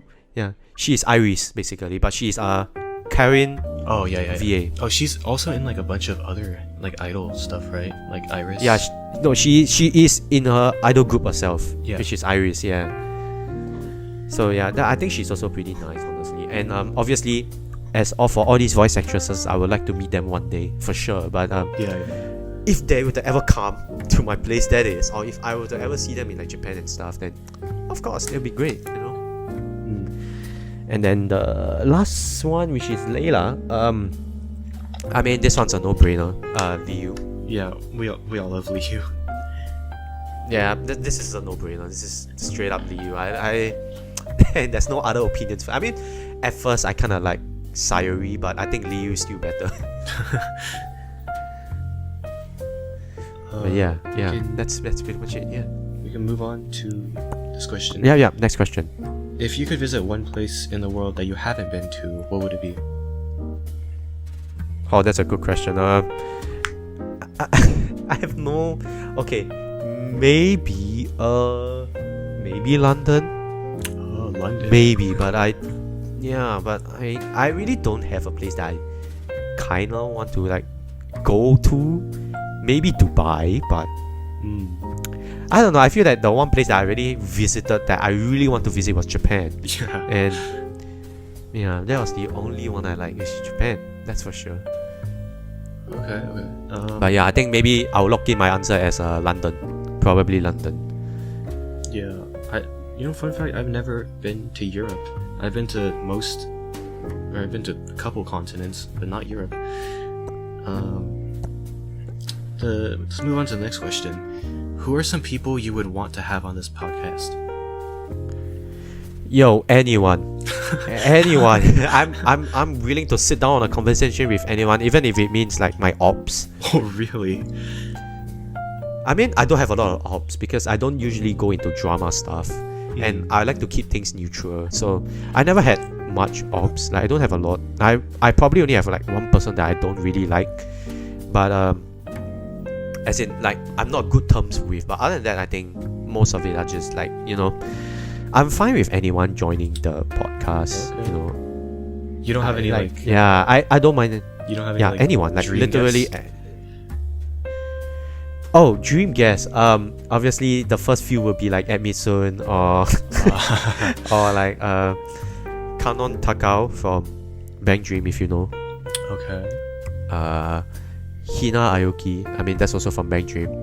And then most of these are like voice actresses and stuff, but Yeah. maybe one YouTuber, like maybe some YouTubers maybe.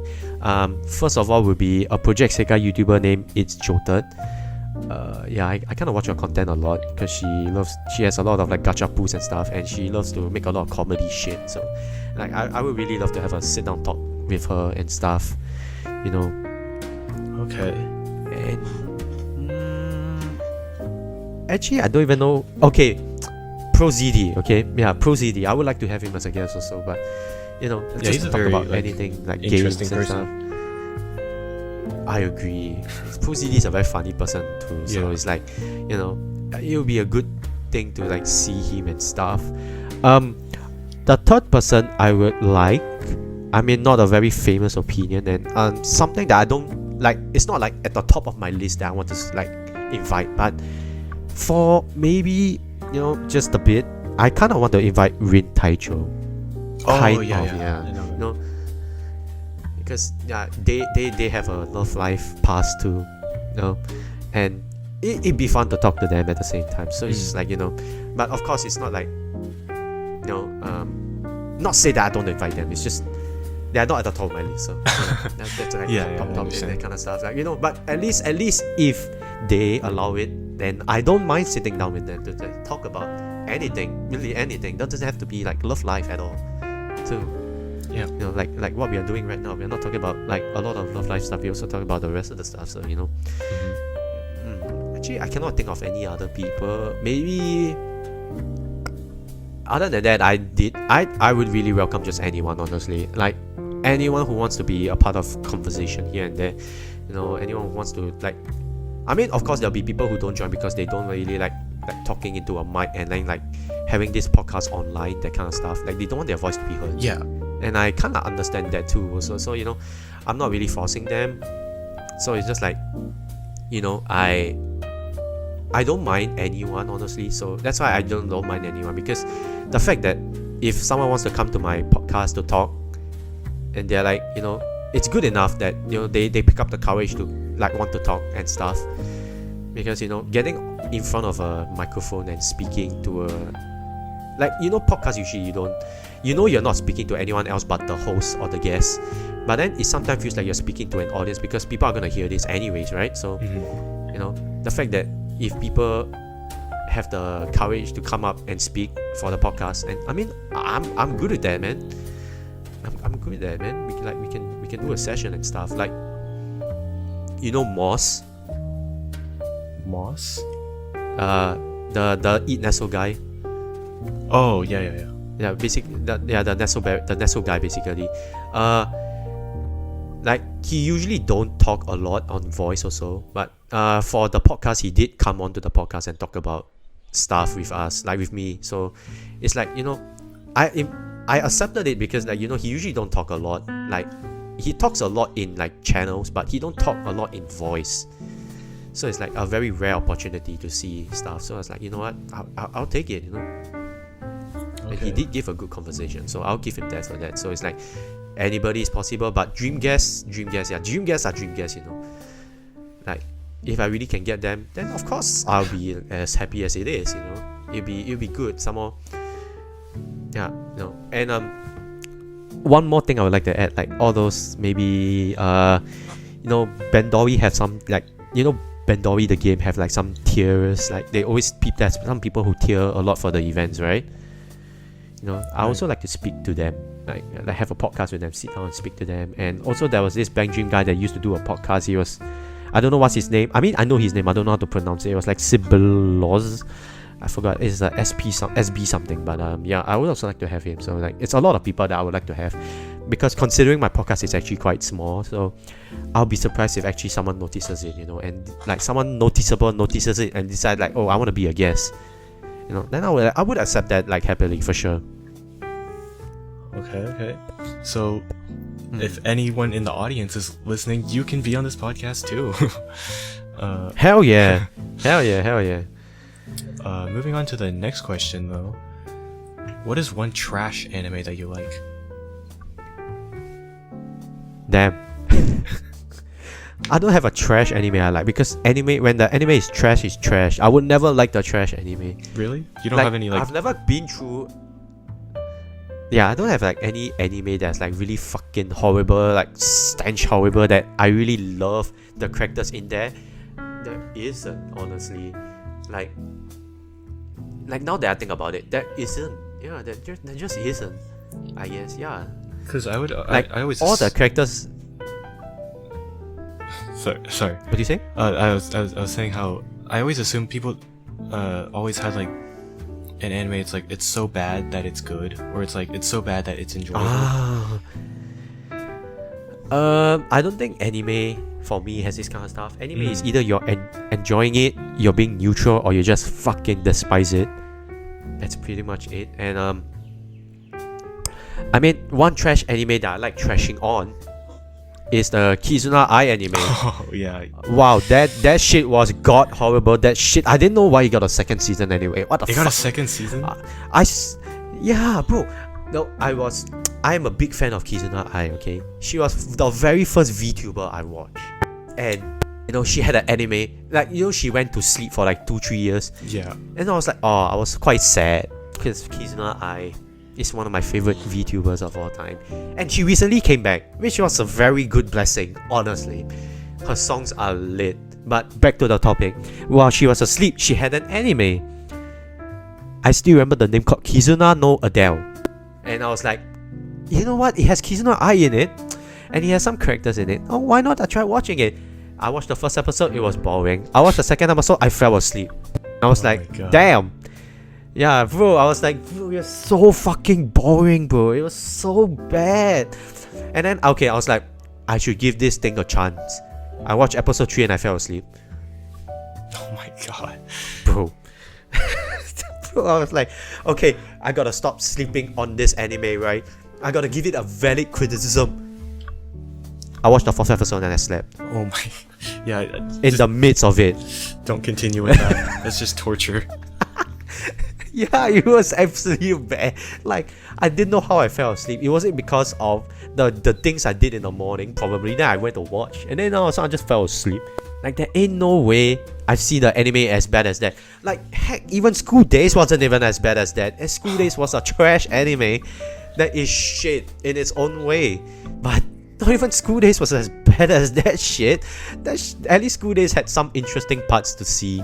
Like the stabbing and the murdering was crazy. It got my attention, right? But this fucking Kizuna anime was nothing. It got no attention, literally. Bro, it's testing my attention span, bro. It's trying to test me on how attentive I can be. Bro, it's like I'm sitting through a boring ass lecture.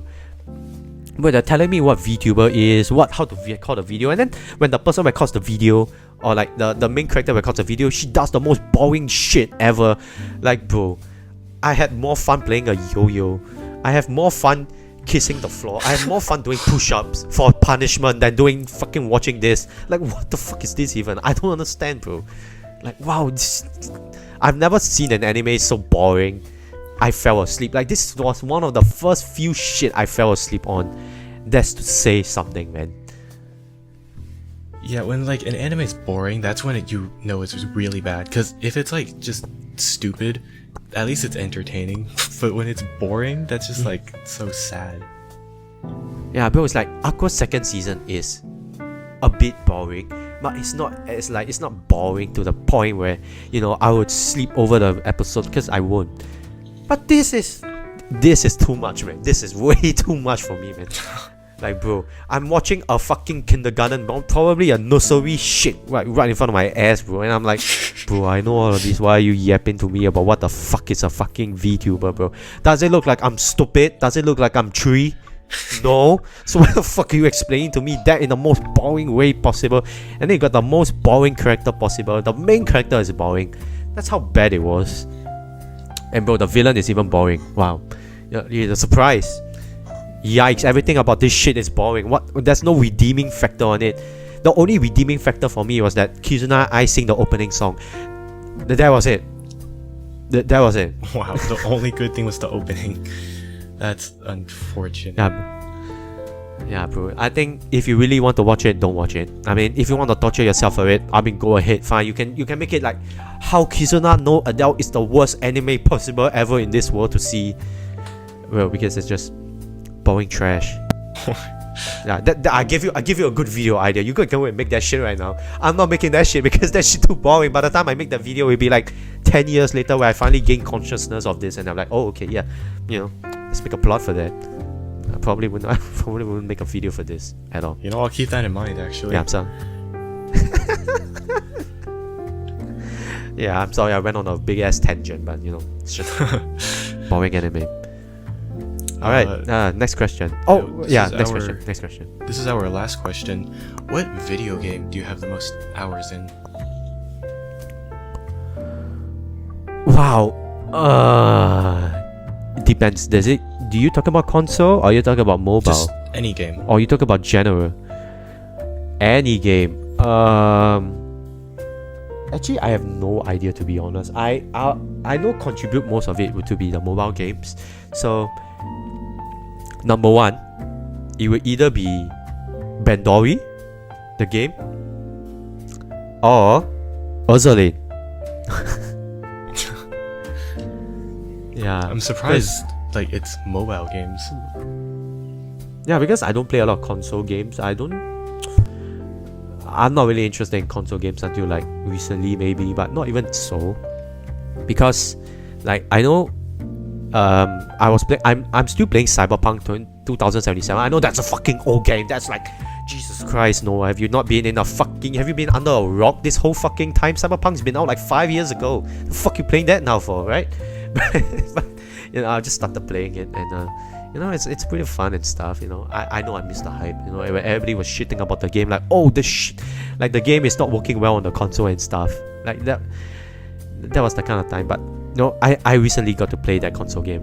I think I didn't spend a lot of time on that compared to like my mobile games, because mobile games are very convenient. Yeah, it's on the spot. You have your phone. You can play it on the train, on the bus, even when you're shitting in the toilet. You could play it all day, right? And it's just, that's why I spend a lot more time on the mobile games than console games, honestly. So it either be Ursulane or Bandori. And I know a lot of people is gonna be like, "Wow, Ursulane, you're such a gooner, man." I mean, it's big for a reason.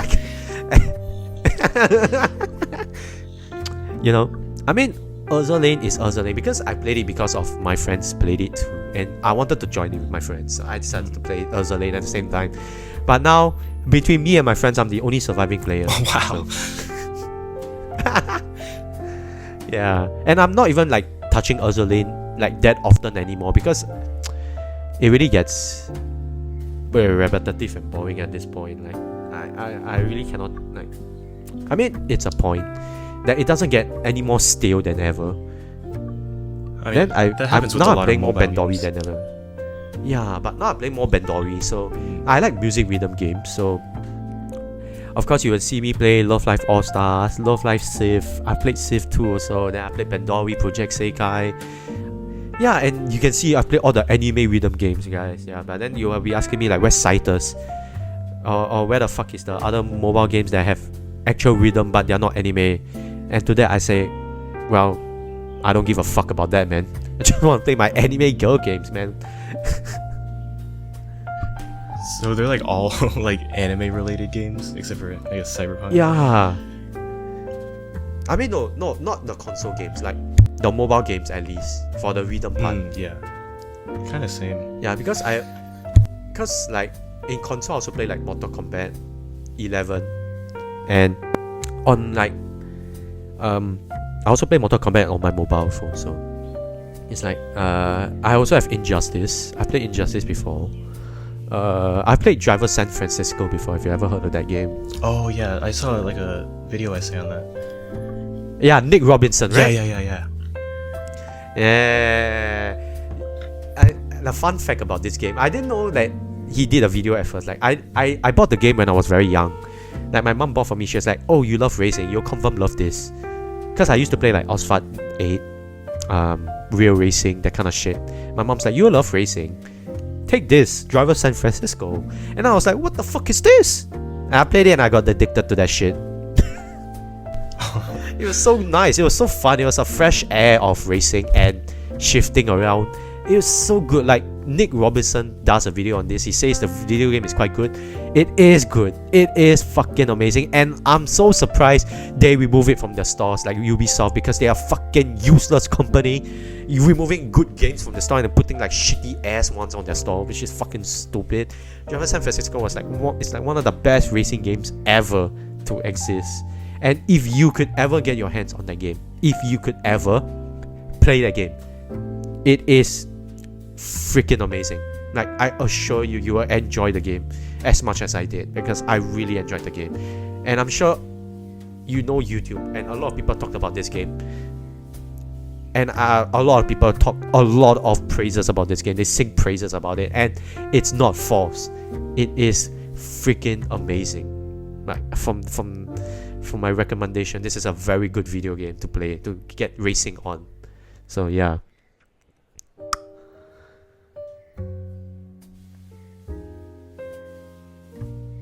Yo.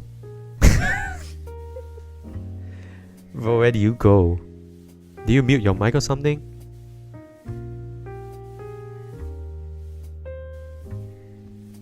Hey bro just died on the mic. Oh my god, I think Where do you go? I think my Wi-Fi went out. What was that?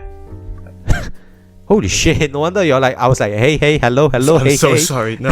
I was trying to figure this out, because you were talking about Driver San so Francisco, where- and then you just just cut out. I'm so sorry. I mean, you probably didn't hear the rest of it, but I'll just say that I recommend the game to you, like Driver San Francisco. The game is good. Yeah, That's pretty much it. I've heard. Yeah, if you could get a chance to play the game, you should. You will enjoy it as much as I do, because a lot of other YouTubers also enjoy it, and I do enjoy it also. So, you know, it's a game I play from time to time. So I'll definitely check it out. Definitely. Right, so that's your last question, right? Yeah, that was all my questions. Alright, so wow, we've come to the end of the podcast at how many minutes now? 3 hours! Jesus Christ! Alright, Really yapped but for a wow, long this time. is a... Yeah, it's a really good conversation, man. This is... I mean, so far you have been the longest person to talk here, because the longest that I had was about 2 minutes and 50, but you just beat that score by quite some margin. So, I mean, props to you for that. That was a Props, good it's a props. conversation. I'm glad Yeah. everyone who watches See, this this- enjoys it too. Yeah, see, this is what I like about this podcast. It's just to get to talk about everything else in this, you know, is get to talk about general topics and stuff, and it's more fun that way than rather than talking about one specific topic. So yeah, you know, I'm really glad we went over 3 hours of footage.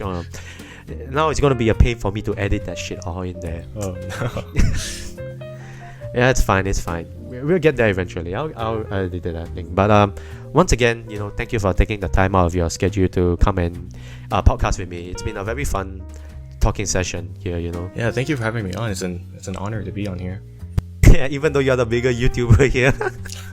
I mean, this is my first ever like collab or anything with anyone online. Oh yeah, your collab. Oh, I wanted to talk about that. Yeah, I remember you said you got a collab with someone from your video, and then yeah, like, yeah. what happened to that collab? that we are actually working on that. That's all I'll say. Oh, Yeah. sure. So this is your very first collab that's going to be online. Yeah, it is. Oh shit, that's good. I'm honored to be the first one then. And I'm also honored to, you know, talk with you on this podcast and stuff. Alright, and that's the end of the Birb Nest. I will see you in the next episode. Goodbye. Bye bye.